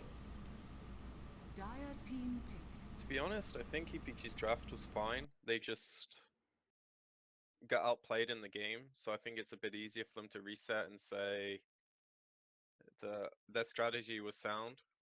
They might want to change it a bit based on how they felt the game went. Remaining. But for Danish Bears, so they kind of always pick these 5 cheesy seconds remaining. / niche lineups. That's just how they built their team. Reserve time. So I wouldn't be too surprised to see them go for something like a Meepo or I don't know, some early Radiant push team strat, pick. maybe Veno, Pugna. I don't know. We'll see. Please give Pugna. That would make me happy. I haven't seen the hero in forever. He's played like rarely, but I think he's stronger. 10 seconds Well, remaining. I don't know if now against the puck, but This is a 5 horrible seconds remaining. Pugna game. yeah, He that's just died I'm to like Nyx. okay, yeah, mana burn, yeah, Reserve nah, time. yeah, no Pugna. Veno could be good though. Venomancer. Nice. It just seems like it fits Dire their team playstyle banned. so much. Whether they want to play it mid as a one or if they play it safe lane and go for like more utility items like you've been seeing a lot of people do recently. Do you think there's any chance you see not core Venom? Radiant team banned. Oh, definitely. As I I don't know say, if with it's like that half good. it's really good when you get the space, but Dire team ban. it relies on EPG not being able to punish you jungling, I think. If you can't jungle, I think it's a garbage support. Yeah, he needs a lot of levels and he needs some money Radiant to be able team to not be a suicide bomber kind of thing. You just want to Even like for delay it suicide enough to like bomber, get you level 7 and then plant yourself in a lane with wards and let the aids spread. it's quite annoying to play against, but I have to say I'm 10 a Veno seconds fan. remaining. I really like playing Veno, especially it doesn't have to be core. Like if I can, like you 5 said, if I seconds can remaining. 4 position and just go jungle, get a couple early levels, and then what are you gonna do to me? I have my Veno and I have wards. Reserve time. Well, at least they have ways to initiate this game with Puck and Nyx. So he might not live. We'll see. Yeah, last game they were kind of lacking on the Dire catch team department, at least on the side of EPG. So definitely now with a Puck, that's probably not going to be the case, and there is going to be a Slark ban just for Illidan. You really think it's just for 10 Illidan? seconds remaining. I do. Do you I think just that if don't 5 think it's a seconds good hero remaining. right now. no, that's what I'm saying though. Like if you were Danish Bears, would you ban that hero now? Reserve I Ignore the wouldn't team ban that they're that playing shit. against. No way. That's what I'm saying. Like the only reason they banned that is because Illidan is godly on the hero, and it's something that he feels really comfortable on, which is always an upside.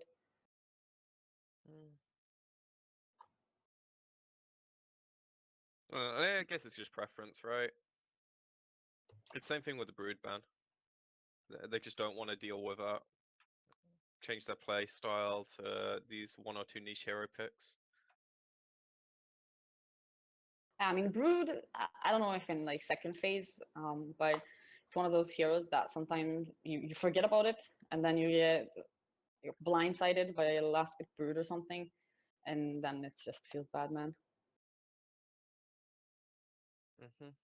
Brood's not a hero you want to like. You can see 4th or 5th picked against you. What Shaker's are they pretty good against thinking? it, but Okay. I was really curious to Radiant see what's gonna team happen pick. after thinking for like a minute and a half about this pick. But it's gonna end up being a Rubik. I think even the passive is kind of nice here, like just having some extra magic resistance. yeah, I think if you were going to pick a support, this is going to be like 10 pretty high seconds on your remaining. list. It's just solid with all the information you have. 5 seconds remaining. The interesting thing about Danish Bears is that Shaker, Reserve time. I mean, after the last times he was picked, you can never know if it's gonna be a core or a support. It used to be kind of a okay, it's either gonna be an off lane or a fourth position or something, but now it can even be mid. So even with this third pick, they don't have to reveal what they're trying to do with their draft, even though they have a Venom. So pushing is definitely going to be on the plate.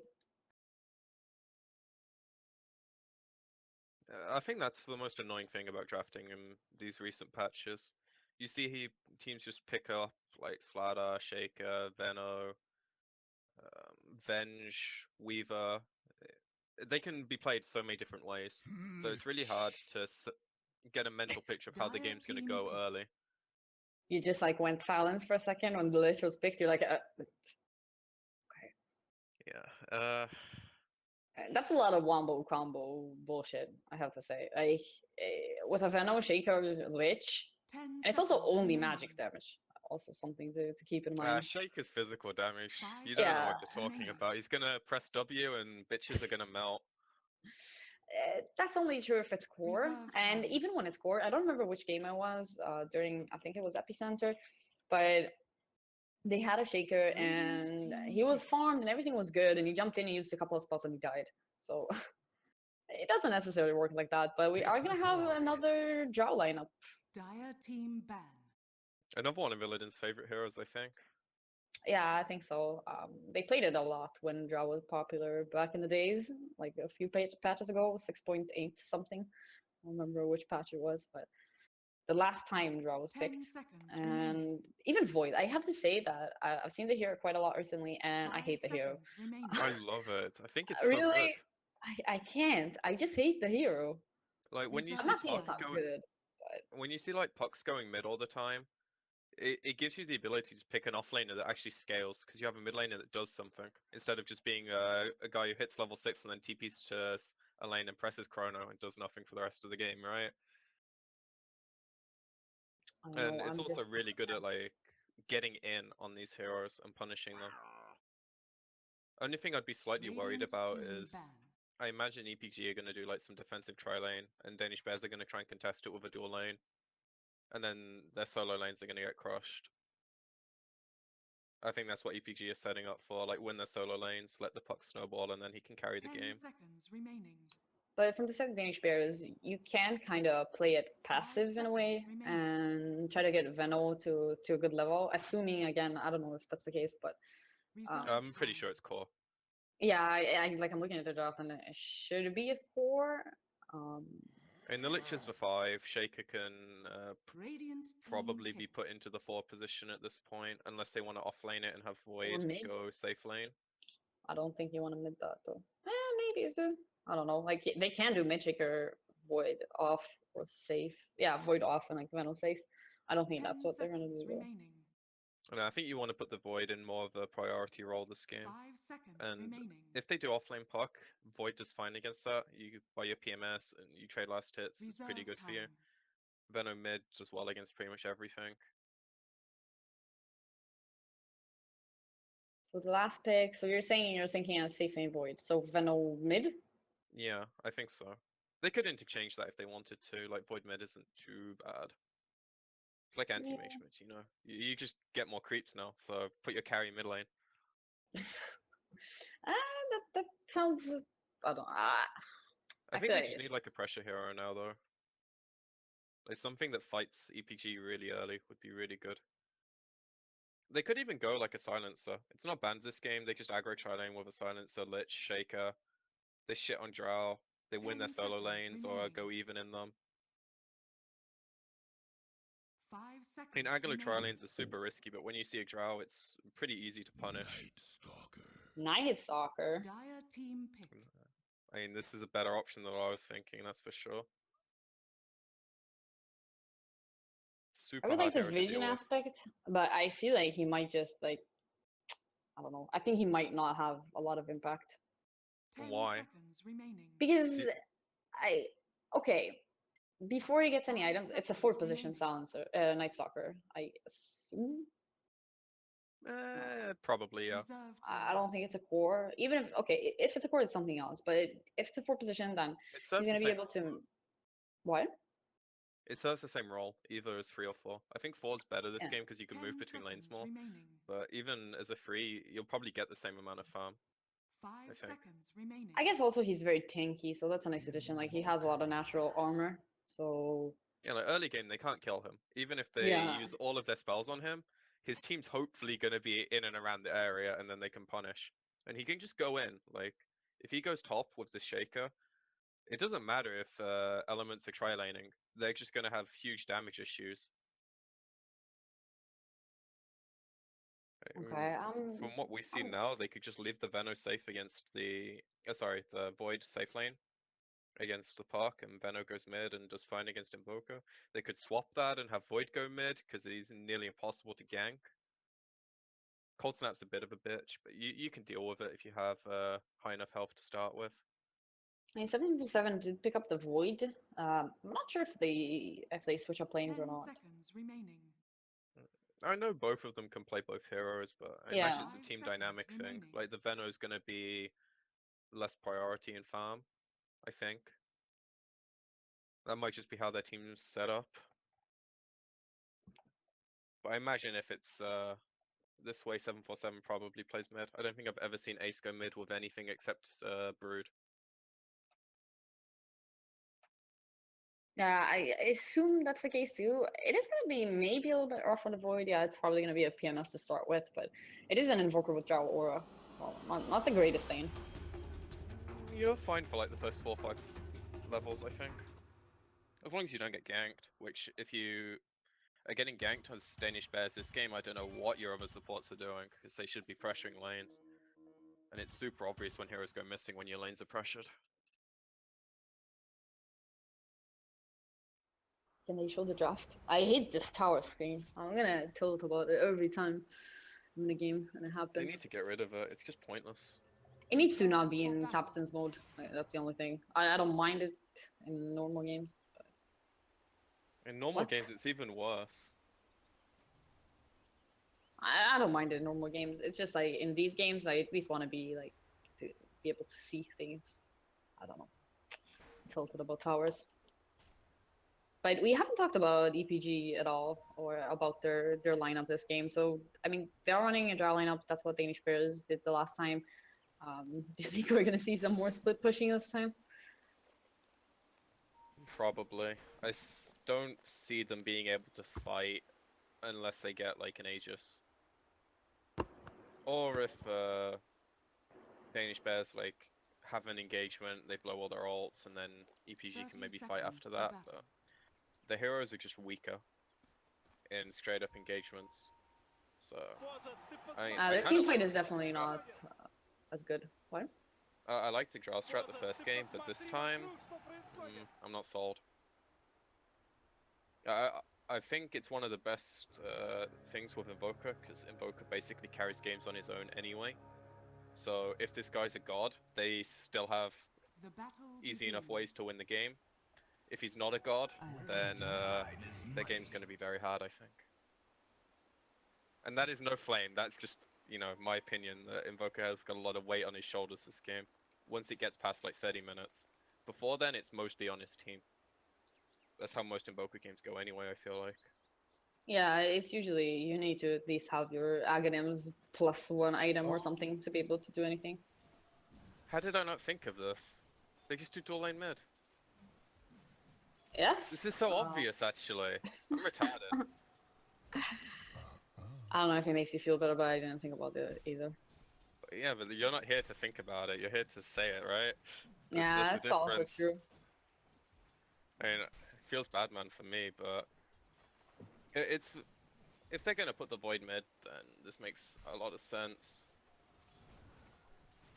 This is really annoying too.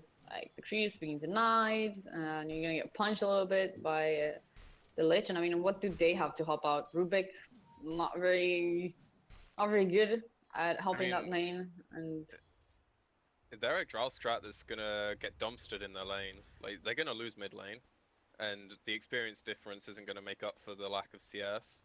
Their top lane, they can't kill Shaker. If he has a TP, he can't die. Pretty much, unless he really overextends. And then bottom lane, it's looking a bit better for CS at the moment for elements, but I imagine once Venno gets his levels, and especially once nighttime kicks in, they're gonna have to bail out of this lane pretty quick. At least the Rubik is. I don't know. I hate being a Rubik in games like this. There's just a Night Stalker and a Lich and a Shaker who bully you if ever you go to their lane. And your team can't like help you. how do they salvage this? I mean, mid lane, it's pretty unsalvageable, I guess. Not that much they can do about it, but do you do something different? Do you leave the drought alone top and try to make something happen? You need levels on the Nyx, so I don't think you can leave the Drow alone. You want to like push the lane out and let the Nyx pull, which is something Shake isn't actually gonna let you do anyway because he's gonna block the wave, or he's gonna pull it pull like the he's done wave. now, Radiant's courier which Yeah. has is been a killed. mechanic I wish they'd remove from the game. They've tried several times, but they failed horribly every time. I mean, they didn't fail. It's just people finding ways to do it every time. Like this is the most tilting shit. Radiant's top tower As is under attack. like it's nowhere near as bad as this pull with Rubik when it was Ancients. That was I game think this breaking. is pretty bad though, because this is something that is really difficult to contest. You need to go in so deep to try and do something about it. I mean, the Nyx can go there, but Drow's just sad. Probably need to Almost- block it. Yeah, but they don't have the ability to do that with what they've got at the moment. Mid lane, Rubik is gonna make a rotation. Board Ninja though, he's taking a lot of damage on the backline. 747 just punching him in the face. He's gonna get the bash. Fairy Fire, tornadoes.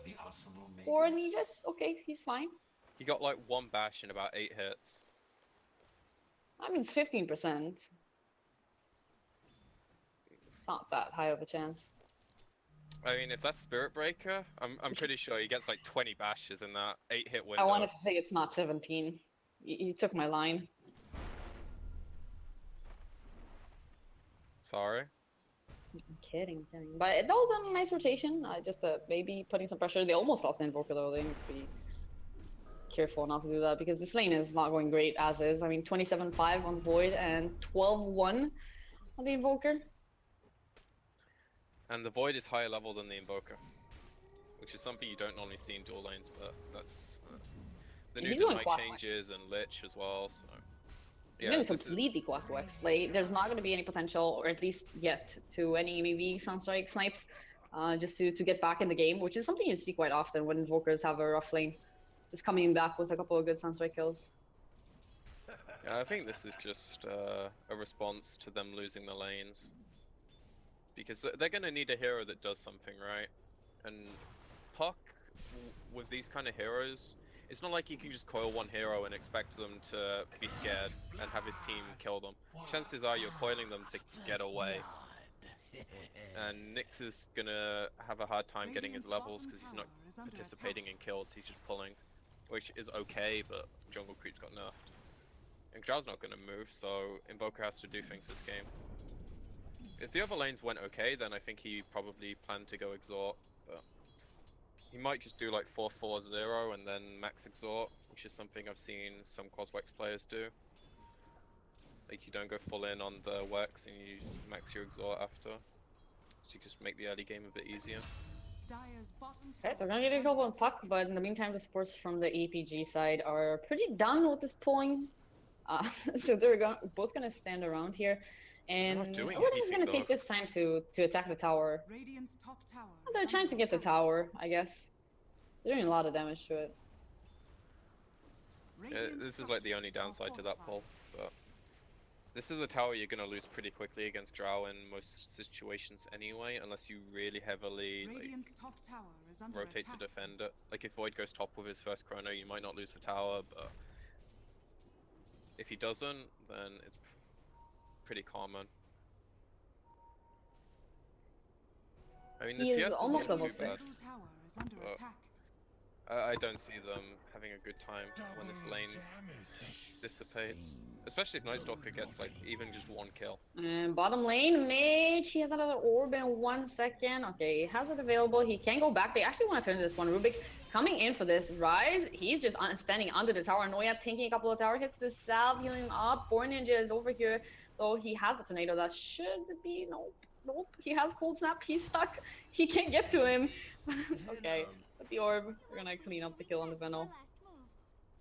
They did lose the Drow though. Yeah, the Nightstalker goes here, flies over, Drow has no TP, so they just blow their stuns and he's dead. I think it was much cleaner for Danish Bears overall though. Like, the bottom kill didn't look as efficient. They moved more heroes down there, and then they lose their Drow anyway, so while the Void's free farming. So I think they'll be quite happy with that. The farm on Ace isn't brilliant, but this hero, he kind of just needs levels. His items will come when the fights start going their way. Which, unless they really mess something up, I think their fighting's pretty easy. For who? Just For Danish Bears. Danish Bears. Yeah. I mean, they have a few things that they might want to wait for, like Blink Dagger on Shaker and maybe some ultimates, but Nightstalker's just, like, he's such a vision tool this game, and everyone's gonna be scared of him. Top lane, right? They're gonna get a nice kill on Hasujo. And in the mid lane, there's gonna be a fight. The first chrono is gonna be used. They're taking a lot of damage, not quite enough. They are gonna get the Last kill, and they bash. will go with the last bash. Yeah, that was really helpful. Coil onto 2. Can they get something out of it? The Waning Rift doing some damage, not quite enough though. And now the bashes, they're happening again. Rubik in a lot of trouble. That's gonna be another kill in 7 for 7. Still working on this. This is a little bit too deep, so not gonna keep chasing forward, but he grabbed himself a haste, and overall it was a really good first chrono for them. Yeah, and the Nightstalker gets out in the back as well, so it's about as clean as you can expect. And if you're trading like Chrono aggressively and Coil defensively, that's really, really bad for EPG. They need to be getting something off of these spells instead of trading them, and you know, they don't even get one kill. As you mentioned, they do have that cross wax on Invoker, so he can make the moves. Is Tornado, he can do. They have no damage though. Yeah, that's the thing. Like going for this cross wax, he has Drought Aura, so I guess that's one of the reasons to go cross wax. I actually seen this a few times before. To just you have the damage already, so you can skip an exhort for a while, but as you said, like there's no damage in these fights. If they take a fight or they get initiated on, the best thing they can do is coil defensively. And now they're gonna look at Ace. Maybe this time it's gonna happen. He is gonna use all his spells before going down. And Mitch, yes, TP. He's fine. That's a pretty good kill for them. It's not so much that like the Invoker doesn't have damage, but Nyx doesn't do damage, and unless Rubik steals something good, he isn't getting damage out either. Whereas Night Stalker and Lich, they're going to be spamming their spells, and they're like 300 a pop when they get level 7. And it's only going to get worse when Lich ult comes out as well. That means that they can pretty much stun one hero burst with nukes, and EPG are down already. And their supports, like, they're not bad supports to have, they're just not early skirmishing, or well, as good at it. Danish players are spending quite some time trying to brush it in the top lane, not knowing that they're sitting on top of an observer. So Yeah, I think they're not they'll going to figure catch it it. out now. Yeah, they should realize. I mean, this is a pretty common ward at this point of the game. Yeah, it's more like the Drows just TP bottom and they're hitting the tower, so now they get the trade, which I think is in EPG's favor, because they do not want to be head-on engage right now. If they can find any situation where they can trade, it's good for them. That's the Joe. He did TP to the bottom lane, trying to defend. They have the Rubik on top of him, stolen Fissure. The lift is going to come now, and with the silence, they should be able to clean up this hero. That's a really nice freebie. Turns for trade in your favor, makes you feel pretty good as well. That's a kill that you don't expect to be getting. And stealing Fissure as well means subsequent kills are a lot easier to get. Like if this Night Stalker tries to drag the wave with Void, he just gets fissured and dies. So now they have to play like really carefully. The pings are coming. I think someone might be there. Yeah, they coming. Danish players are moving slowly towards this tower, but in the meantime, Lydon is able to do a lot of damage to this tier 2 tower. And Noya, he's gonna run in now. They still have that Fissure available. The silence is gonna be only on the Shaker. Fissure to slow down the engagement. And now the Void, the Chrono, only onto one. They do have the stolen Chrono if they want to go for it. And no mana on the Rubik. He has a couple of stick charges, but still on cooldown. He's gonna go for the TP out the bash. Not needed. Echo Slam is gonna be able to pick up that Rubik.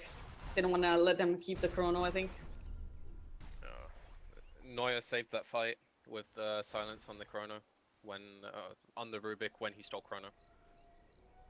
I'm not sure EPG would have been able to like capitalize on using the Chrono and actually get any kills, but they might not have lost their Drow. Did he use the 6 charges right after the silence? Maybe. Because I saw it on cooldown. He didn't have mana when I looked at him. He had mana for it, he was just silenced, so yeah, he sticked up. So, it still probably goes Danish Bear's way, in all honesty, but that just makes it go even further their way. Invoker is just not high level and formed enough to, because if it's an Invoker with like higher levels or something, then maybe they have enough spells to throw into a Chrono to get 1 or 2 kills if they get a decent one. But I mean, he's not doing too badly with the game he's been given, but this is just not fun.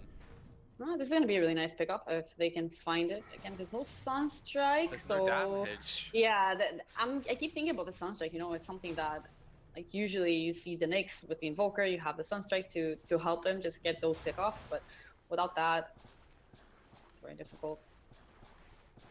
Yeah, it's a sad Nyx game. You're basically just a vision tool. And if you can impact the fights with your spells, great. But the main thing you're trying to do is stop your team getting ganked right now. You're basically playing Bounty Hunter style. At least on a bounty, you can give your team some extra gold though, and if you get the right team fight. Yeah, it's not ideal. And once So on Danish bears items, ramp up, like it's so scary. they are closing in on the blink dagger on Puck, ish. 1600 gold on him. So that's gonna help out if they can find initiation. But again, what do you think they're gonna do? There is a damage problem. We both know it. So like a certain item, do you just wait for Invoker Ags and he's going for use? So JK, how about the Invoker Ags? Levels on the Invoker are definitely a key thing, but same thing with Drow. Like, I think they just need to prolong the game. Oh, CC! I was like not mentioning it because I thought that he's just gonna die and it's just a support pick off. But I don't know if you were watching that. That was a chrono, Yeah, it's and alright. yeah, that was. I can't believe he's alive. Drums. No bashes. Meanwhile, He bottom got lane. bashes. Really? He got bashes and he still doesn't kill a full health Rubik? With He Maelstrom? has drums. It worked. Dire's Oh, top tower mid is under lane. attack. They want to go on the Invoker to get the silence, but Ryze is a bit too far away. They do have the Chain Frost if they want to go for it, but I mean, he's healing a lot if he wants to with Cross. And there's Sunstrike, top lane. Life is I think Invoker was, he was like skilling up Exhort, Such as tomorrow. Drow invoking had with it Sunstrike, thinking maybe. That Fine. was really, really lucky. It was Invis or Smoke, one of the two. But really huge kill for them. So now like they have a lot of sick vision around their woods, so it's going to be really hard for the Void to play the way he's been playing, which is super aggressive, taking farm away. And they didn't really have a tool to catch him when he saw certain heroes on the map. But he was super isolated with his team trying to push bottom and do things with the Shaker Blink. And there's that Veil on Benno now, so... And they kind of have their teamfight tools. They have Veil, but no Radiant's mana. top tower is under attack. As you say that, clarity. Paradise! It's still gonna There's take a something while. behind. Radiant's top tower is under Hestijo, attack. he has the Blink Dagger. So they can initiate on a fight here if they decide to, and he's gonna grab himself a haste. This game feels really weird. It feels like games of dodge-ish. They're finding pickoffs every now and then, but most of the time they're just like ignoring him. Ace is just sitting down here, spamming the wards, hitting the tower a little bit, and they're not even reacting to him yet. Okay, now they are. Pretty ambitious smoke though. This is really dangerous. I mean, The most they... important thing I'll is they take don't have a that. tier 1, so the Void can't get here quickly. Like, he's gonna show top, and then they're gonna feel really confident to go on this. Yeah, Rubik's Smoke is gonna pop on the back. They know that someone is over here. They They're know gonna the go on the Shaker. Venom waiting for the initiation. Now they're gonna jump forward. Rubik trying to get something. The coil is only gonna be on one in the meantime. Ace on the back. He might get the kill on the Invoker. He's gonna go for the TP out. I think he's okay. Still finding something more Hestijo. He's gonna get spotted for a second here. There is another Fissure in 4. CC. Can they find him? He's going for the TP out. Fissure not gonna be there. So they didn't lose anyone. That was really good for them. I thought the Invoker might die for a second, but enough kills, and he was okay. Yeah, numbers advantage. I'm really surprised that they're not trying to use their Void at all. They're just content with farming, and they're getting punished. Like, Elements are doing a good job, like, reading that situation and turning a really sour early game into, like, a not-so-bad mid-game. Gold for me. Like 5 minutes ago, I wouldn't be too happy if I was them. Now, there's hope. If not more than hope, you'd actually feel really confident right now because they haven't done anything to you. Like, they haven't stopped you playing Dota. They've taken 2 towers. Rubik? That was a little bit ambitious thing over there. He is gonna get the Fissure. He's gonna go for the TP out, but he shouldn't be successful. Space. You expected death. Now they know where 4 heroes are, and they can go kill the Void if he stays solo again. Or is he actually... No, he's gonna come join his team. But it's a Rubik. If that was one of their cores, it would look a lot worse. Well-gotten gains. 7 for 7. He picked himself an Arcane Room, so kind of wanting to use that Chrono maybe. He just needs to like show and hit towers, I Dire's think. bottom tower is under They're in attack. next level play. Trying to smoke and catch. They've got the vision. They know that there are two heroes Dire's mid. bottom tower But they don't want the has Nyx though, they want the other hero. Both of Radiant's them, middle yeah. They tower want is under Illidan. attack. And now the Fissure is gonna catch a Drow. The Chrono is there, but it's on the high ground, so 747 taking some time to reach Illidan, but I don't think it matters. Illidan is still very much dead, and now they can get even the additional kill onto the next quite easily, might I say. And now they just need to not lose ace Aw, bottom, which chances yeah. are pretty low of that. Money. They just need Dire's to bottom save a tower TP is under cancel and they're attack. good. And he's completely out of mana. They're gonna use the coil onto him, cold snap and everything, and there's basically nothing that Ace can do. No, Shaker has Echo in 5, maybe? No. That's something that, when you make that smoke play towards mid, you need to be really cautious about losing your solo core. Because that basically makes the trade okay for elements. They use Chrono, they use smoke with like 4 heroes, and they killed Drow plus the Nyx, right? Yeah, it was definitely the right move, seeing that they're going on Illidan in the mid lane, so they can definitely go on Ace, and he's not gonna have any backup there. Yeah, they needed to be more careful with that. Otherwise, they get 3 kills mid, they take their tier 1, and it's a really good situation for them. Just like this solo kill.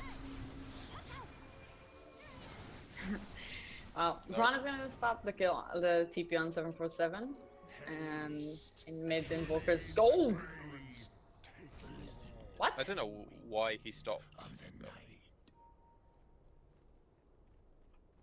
Did he came out of this? Oh, and No, top it was lane they're gonna go in with the Chrono again onto Illidan. The stun is not gonna connect, and Illidan, he is in a world of hurt. There's nothing he can do about that. Oh yeah, going on to the next on the other side, but his team is kind of blocked by the Fissure, so I'm gonna be able to catch up. That should help. And this is more like the pace of the game I expected them to be setting, where they're playing super aggressive and pushing into elements. Because they're stronger right now. There's very few things that elements can do if they don't have a numbers advantage to work with. Well, they want to go on the mid lane, but not the greatest Fissure. I don't blame him. Every time I play Shaker, I'm reminded how annoying that spell is. You just need to play with good Shaker players, son. Even good Shaker players don't miss, but you know you can misplace it quite a lot, even if you're really good at the hero. It doesn't And matter I'm how not. good as a hero you are, it's like how panicked you are in the situation. Or Are you how calling me much your panicked? team is yelling at you to like, just Fisher him, you know? And Mid look at how lane? sad this is. This Yeah, is 2 this is heroes like trying to kill extremely sad. a Lich with no items, and he just tanks it up. He actually has no items. Yeah, He has 175 health though. He's level 11, so. he's 20th position support player, and you can't kill him. But he has 175 health. Come on. He also has some 6 strength gain apparently. It's only 1.9. I guess it's just for levels then, but he's a lot tankier than they'd have expected, I'm sure. And they also like missed half their spells. He sidestepped most of it. Yeah, he didn't get hit by Impale. The Sunstrike was, I think, too far. Unless he Yeah. decides to break the coil. With that, we're back to the no damage department. It feels weird though, because they have a Drow, level 2 in marksmanship. Isn't this the point where they have damage? I guess they still need to wait till they have Axe on Invoker, and then the damage is really kicking in. I mean, they're getting there, but those 2 heroes do not have damage. They need help. Like at this point, even Rubik can do some decent damage. He didn't opt for the talent, which I'm slightly sad about, but Really? this is I mean, I genuinely feel like 60 GPM is piss all. Like, He could have been hitting for 200 actually with the Yeah, drums, so exactly. maybe it's not that bad. Right-clicking Rubik, you know, drums and everything.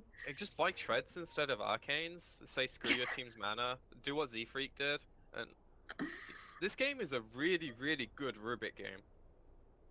The only downside is that your team is super far behind, and but you're not gonna get focused this game. They're gonna focus like the other 3 heroes, maybe the Nyx as well over you. So unless you're in a really bad position, you're gonna get 1 or 2 spell steals. The only problem is you kind of need to start the fight with a good spell and then steal another good spell, which is hard. But I've seen yeah, him 60 hitting damage for is definitely 200. the way. But the money, look at his net worth.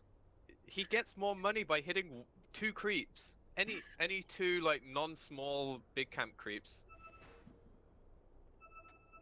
Yeah, it's, actually, when you look at it like that, yeah, it doesn't sound very impressive. Like when it first came out, I thought it was the easiest decision in Dota. You always take the damage. With how a lot of people have been playing Rubik recently, the GPM makes a lot of sense because you're just constantly with your team. You're not hitting creeps, you're not pushing out waves. You might be stealing spells on solo cores if you're luxurious enough. But I don't know, I just feel like they need damage this game. And also Drow is a shit hero at pushing out waves. So your Invoker and your Puck are going to be pushing out waves this game, but you kind of need a third hero that pushes waves. I Or mean, Elden can go for the Aghanims build. I don't think that's going to be the case, though. He probably wants a BKB and... he might get them as like a 5th and 6th item. But yeah, I think they're way down the road if he does. But point is, he gets to push waves this game, so the extra damage helps you push the waves faster, it helps you team fight faster, top better. lane. Invoker is quite speedy. They do have the next around here too, trying to push the Danish bird side away. And Corno 747, he's gonna catch the 2 of them. Noya is running forward. He does have that ultimate. They don't even need anything at this point. They're just punching them down.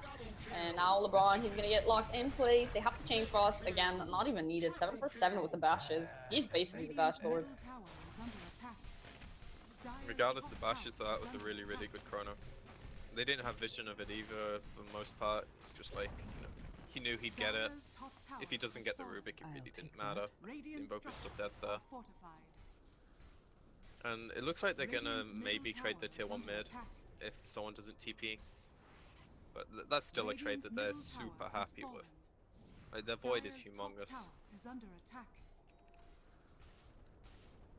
And the Veno has a Pike, level 15, so he's super tanky. He contributes to the fight as much as he needs to. Illusion! Oh, okay, he's gonna stay no, he jumped back. I thought he saw them. Mage. Okay, I believe he might be very he's much fine. dead. Is he though? Yeah, he should be fine. Okay. I hate this hero. I hate Are playing you, it. are you not a Puck player?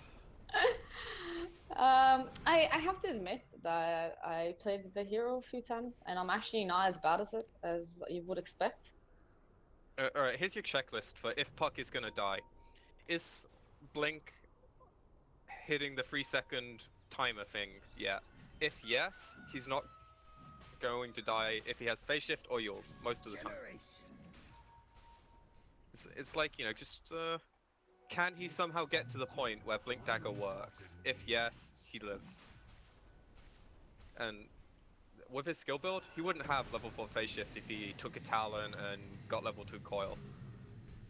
And then he'd die there, but this is definitely the Puck build, especially as an offlaner. He's gonna get silenced now. There's still Yules, so I'm gonna count on it that he's fine.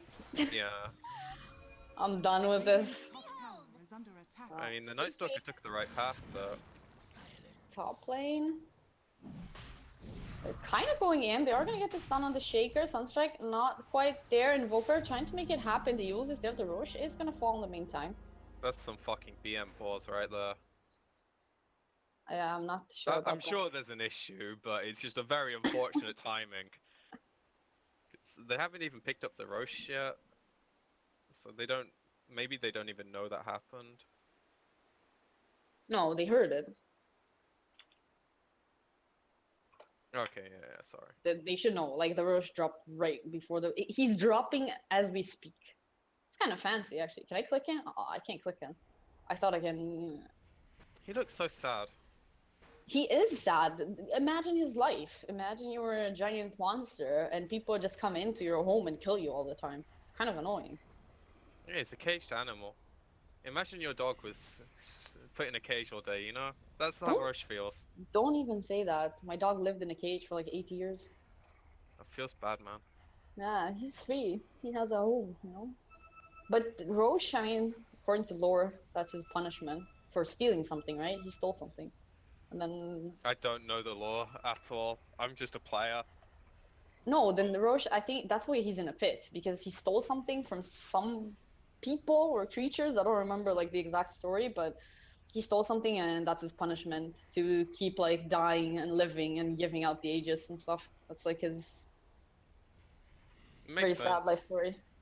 Maybe someone can fill me in on Twitter if you have a link to the full story. Because some of the Dota lore is really interesting. They could make the I think not necessarily a lot of money off of it because Wait, it's hard to there's action. monetize it, but Rise. He was looking for the ultimate. Doesn't look like they need it. They're just gonna chase down the Nyx and trying to find the Invoker, but he is long gone. yeah, now it's the same plan for the same Drow strat. Split push. There's no BKB though. Oh yeah, like The this game BKB is really enabled that. it doesn't enable it this game though because there's Yeah, Bash and that's true. Chronos, so there's also a Lich ult, there's also the ability to kill you before you pop your BKB this game. Invoker. They know is here. Blink away on the Shaker. And they're actually looking at Illidan. Doesn't I even can't believe matter. they still found a hero. Like he was scouting this entire rotation on the Invoker, and he's probably telling his teammate, "Get the hell out! They're coming for you." And he could have Even if been he gets farming. out at that Like point though. his Like, Midas is off cooldown for the entire time he was doing that. He was being a proper bro to his Drow player, and then he still dies. but That's when what he feels. scouts them there, he scouts them over like next to the little hill Yeah, thingy. And but the thing about the Drow, he has no mobility items. He doesn't even have a Hurricane Pike. yeah, So Drow if just goes like he's this in TPs. no, but he still gets caught, I think. He needed to go back way before Invoker scouted them. I don't think he I gets out. I'm not gonna disagree that it's hard, but I feel like the Invoker's not happy that that happened. Probably. On that one, I agree. Because they need those plays to work. Like it's really hard to know the exact limit that they can push because they know they're behind, so they're getting a bit greedy. But the second you get greedy and then you give up what you just gained, it's like it's not game over, but you know the fat lady's approaching the singing stage. She's getting on stage, her makeup's ready. They're just about to announce her. 747, he just doesn't care about anything. The EMP didn't hit him, so he's completely okay. They're gonna lift him into the base. And that is gonna be pretty much it. In the mid lane, though, and that's a puck. Or it was a puck. Poor dragon. And then it doesn't even look like they're gonna catch because this void's gonna chrono 3 heroes. And they're all gonna get novaed and they're all fucking dead. Yeah. This is looking very painful for EPG. Illidan is gonna try to go for the TP out, and this time, he was like, I'm not the backward anymore. But it doesn't matter. The overtime damage from Ace. Now they're gonna find the Rubik as well. There's pretty much nothing they can do. He's gonna jump away, but Invoker doesn't have a buyback.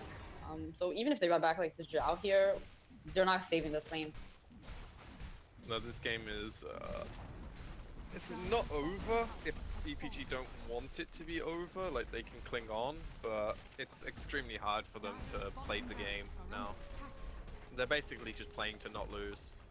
But their path to victory is multiple strings of mistakes. And if it isn't mistakes, then they have to play chess in Dota 2, which is nearly impossible. Play chess in Dota 2. Do you know what I mean by that?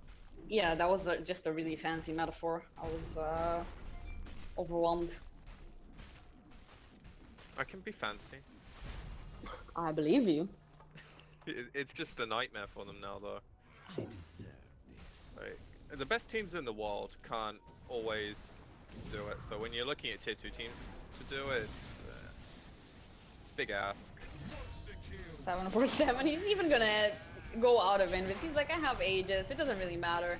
Chain Frost, not That's a bounce sad enough to Invoker. get another kill, and yeah, Invoker's gonna get cleaned up on the back too.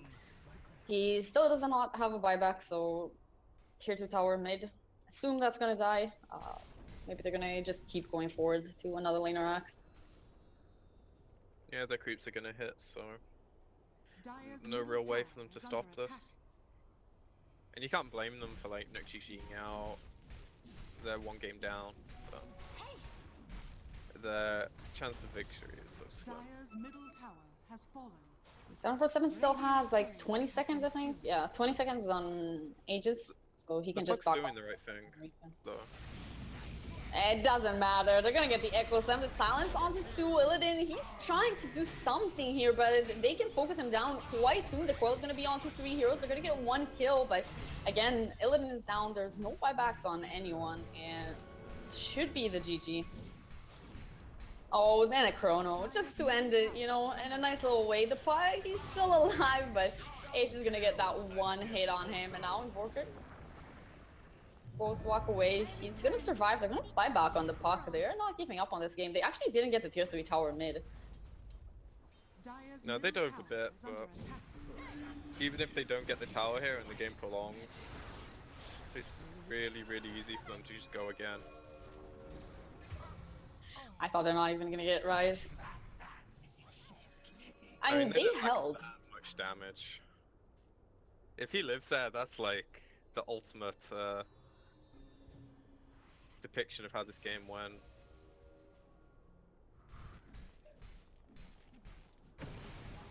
Now Well, Danish we get Bears, the if they really okay. want, they Yeah, can just sorry. wait for Aegis. If they really, really want to play safe, they can just wait for Aegis. And this wave's gonna push in, and this wave's probably always gonna be Dire's here, top tower same is with under this, attack. and then you just know where they are, and the map's completely open to you. You can do whatever you want. Yeah, they also have Ags, Gem, soon to be Halberd on Noyan as For Night Aegis. Stalker. It feels like we should have mentioned it, but I kind of Yeah. feel like it was a given at some point where No, they it just was have just an this. addition, you know, addition to how vision deprived they are at this point. Yeah, one of the main ways you come back in games is through really smart wards and reading rotations and then being able to play on that. But when the other team has a gem, your vision's already restricted enough to like these really janky hill placements. But you know, Night Stalker is obviously the bane of all vision at nighttime, and it's basically nighttime 3/4 of the game now. Maybe a bit more once he gets 18. And they're so far ahead that he's just free to roam around the map and clean up any possible ward that EPG might have. Like right now, they have 1 sentry on the map, and that is it. So leaving the base, Two don't think that's sentries. an option. 2? Oh, okay, Three, okay. uh, No, 3 sentries. I am not counting the stuff in base. And the I'm ward. counting only this one. Come on, that's like inside the base. He can go there if he wants, but I believe that's not going to be the case. Yeah, but these are relevant in this game. That's how sad the game is that these wards are relevant. 'Cause Relevant to what? I mean, they're gonna see the void if he tries like shadow blading into the base and chrono them. But if you don't have that ward, I mean, even in my plebby games, you have those wards at this point of the game, even if they don't have invis. it's more to stop like the high ground wards because it's Radiant's even bottom harder to tower play has when they been have vision in your destroyed. base. You at least have that tiny bit of freedom, and that's why you have to sentry that. And this could be a good fight. Like there's no Venom if they're looking Yeah, for anything. they're going in, but again, the chrono, Illidan is getting destroyed. Tornado is helping him out. Echo is trying, he didn't catch him, it doesn't matter. Illidan's still gonna go down, they might get the kill on the Shaker, which I guess that is something. There's no buyback on Illidan in the bashes. Again, 747. He's making it look way too easy to bash people. That's basically my conclusion. On the other side, still going on to the Knicks, he's making their lives hard. Sunstrike? Okay. Poor Anija is gonna get that kill on the Lich. So a 2-for-3 trade. They did lose Illidan. Maybe it's not that bad. If they could have got the void, that's like about as good of a fight as you could have hoped for, but they just don't have the ability to lock him down long enough that he doesn't time walk, and then they also don't have the ability to just like do the damage after he time walks and keep the sustainer. Their best hope was him getting out of mana, but he has an Orchid now, so in subsequent fight that's going to be even harder because his pool is so much bigger. I mean, I'd love to see this happen as a comeback, but I agree. many I pro- love comebacks, but this is looking very hard to come back from. it's not even the biggest gold lead. It's just how the heroes play in this game. And imagine I would bet my house that when Aegis pops and Danish best take it, there's no way they can't end the game with a push. I have to point out that the KDA, this game is actually insane. Oh, wow. The Envis rune. They don't have any detection. Oh, they did. Why didn't they drop it? Okay, the Fissure is only going to catch the Rubik. He's trying to run away. There is a Venom on top of them. Are they actually going to take this fight? They're going to silence on the Shaker. BKB, they have a coil onto 2 heroes. Maybe this is the opportunity. They're going to lose the Shaker on the back. Ace, though, still just hitting onto heroes. Now the Poison Nova onto Illidan. He's slowly ticking down. Ice Ball is going to get dropped. Going to be a bit difficult, but now 747 again with the jump forward. He's going to get the chrono onto 2, and the 2 most important heroes not going on the Invoker for some reason, but still getting the kill on Illidan once again. It almost looked good for them, in a way. It's just too much for them to deal with. Like, they take 1 or 2 big team fight elements out, and then there's the 3rd or 4th one coming in and saying, hi, thanks for not focusing me. And the one they picked to not focus was the Void, which, you know, can't blame them. Like, they're not killing this hero. And then it's just too hard. He's 18, 1, and 6, by the way. Just pointing that out. And I mean, how did he even die this game? What a scrub. Night Stalker never died. 6-0-19. I don't know what's happening. Dota 2. They played this game really well. I mean, 747 on this Void, he's just been a beast. Other than that one death that he got caught with the Invis rune on top, he's been doing exactly what he needs to do. Every team fight, including Chronos. And they just set it up really well. Like, this is all stemming from they just having a better draft and executing the lanes well. They didn't even snowball the lanes to a point where they were instantly winning. They backed off a bit and decided to farm more. You could argue they made a mistake and not pushed their advantage and missed a few kills here or there and gave a few away, but still didn't matter. Like, when they put their foot on the gas, the game was just theirs to take. And the sad part about EPG and where they DD are as at the well. moment, it's like if you look at Illidan, he's been not having buyback to try and get that BKB. But even if he has that BKB, he's dying from 747. It's not like a BKB is gonna make a huge difference as long as he's got in chrono. I mean, he needs a BKB, but he's been trying to get it for what, like 10 minutes? Yeah. That's Well, sad. 747. He's inside the base. He's under a sentry ward. He doesn't really care though. Now the silence onto 3 heroes. Maybe they can get out of this one. Just kidding. 747 with the Bloodthorn. Now, okay, he got a nice Yules on the puck, so this is creating some space. He's gonna sidestep on the Tornado. On the other side, they're gonna get the Echo Slam onto the Drow. They're being pushed back. Maybe they can get out of this. Nope, Illidan is still dead. He's like almost getting out a couple of times, but eventually they're just finding the kills on him. And Ace just diving forward. He's gonna get the kill onto the Rubik. BKB on the Invoker. Not gonna find anything from this one.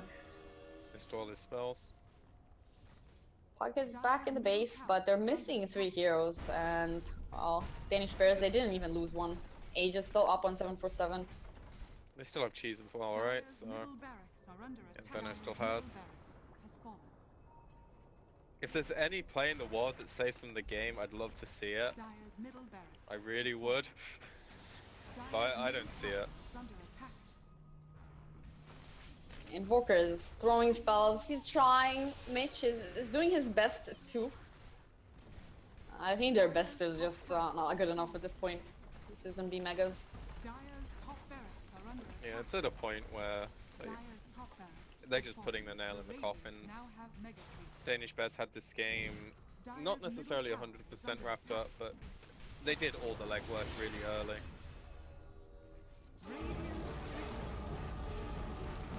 And with that, that's gonna be a GG.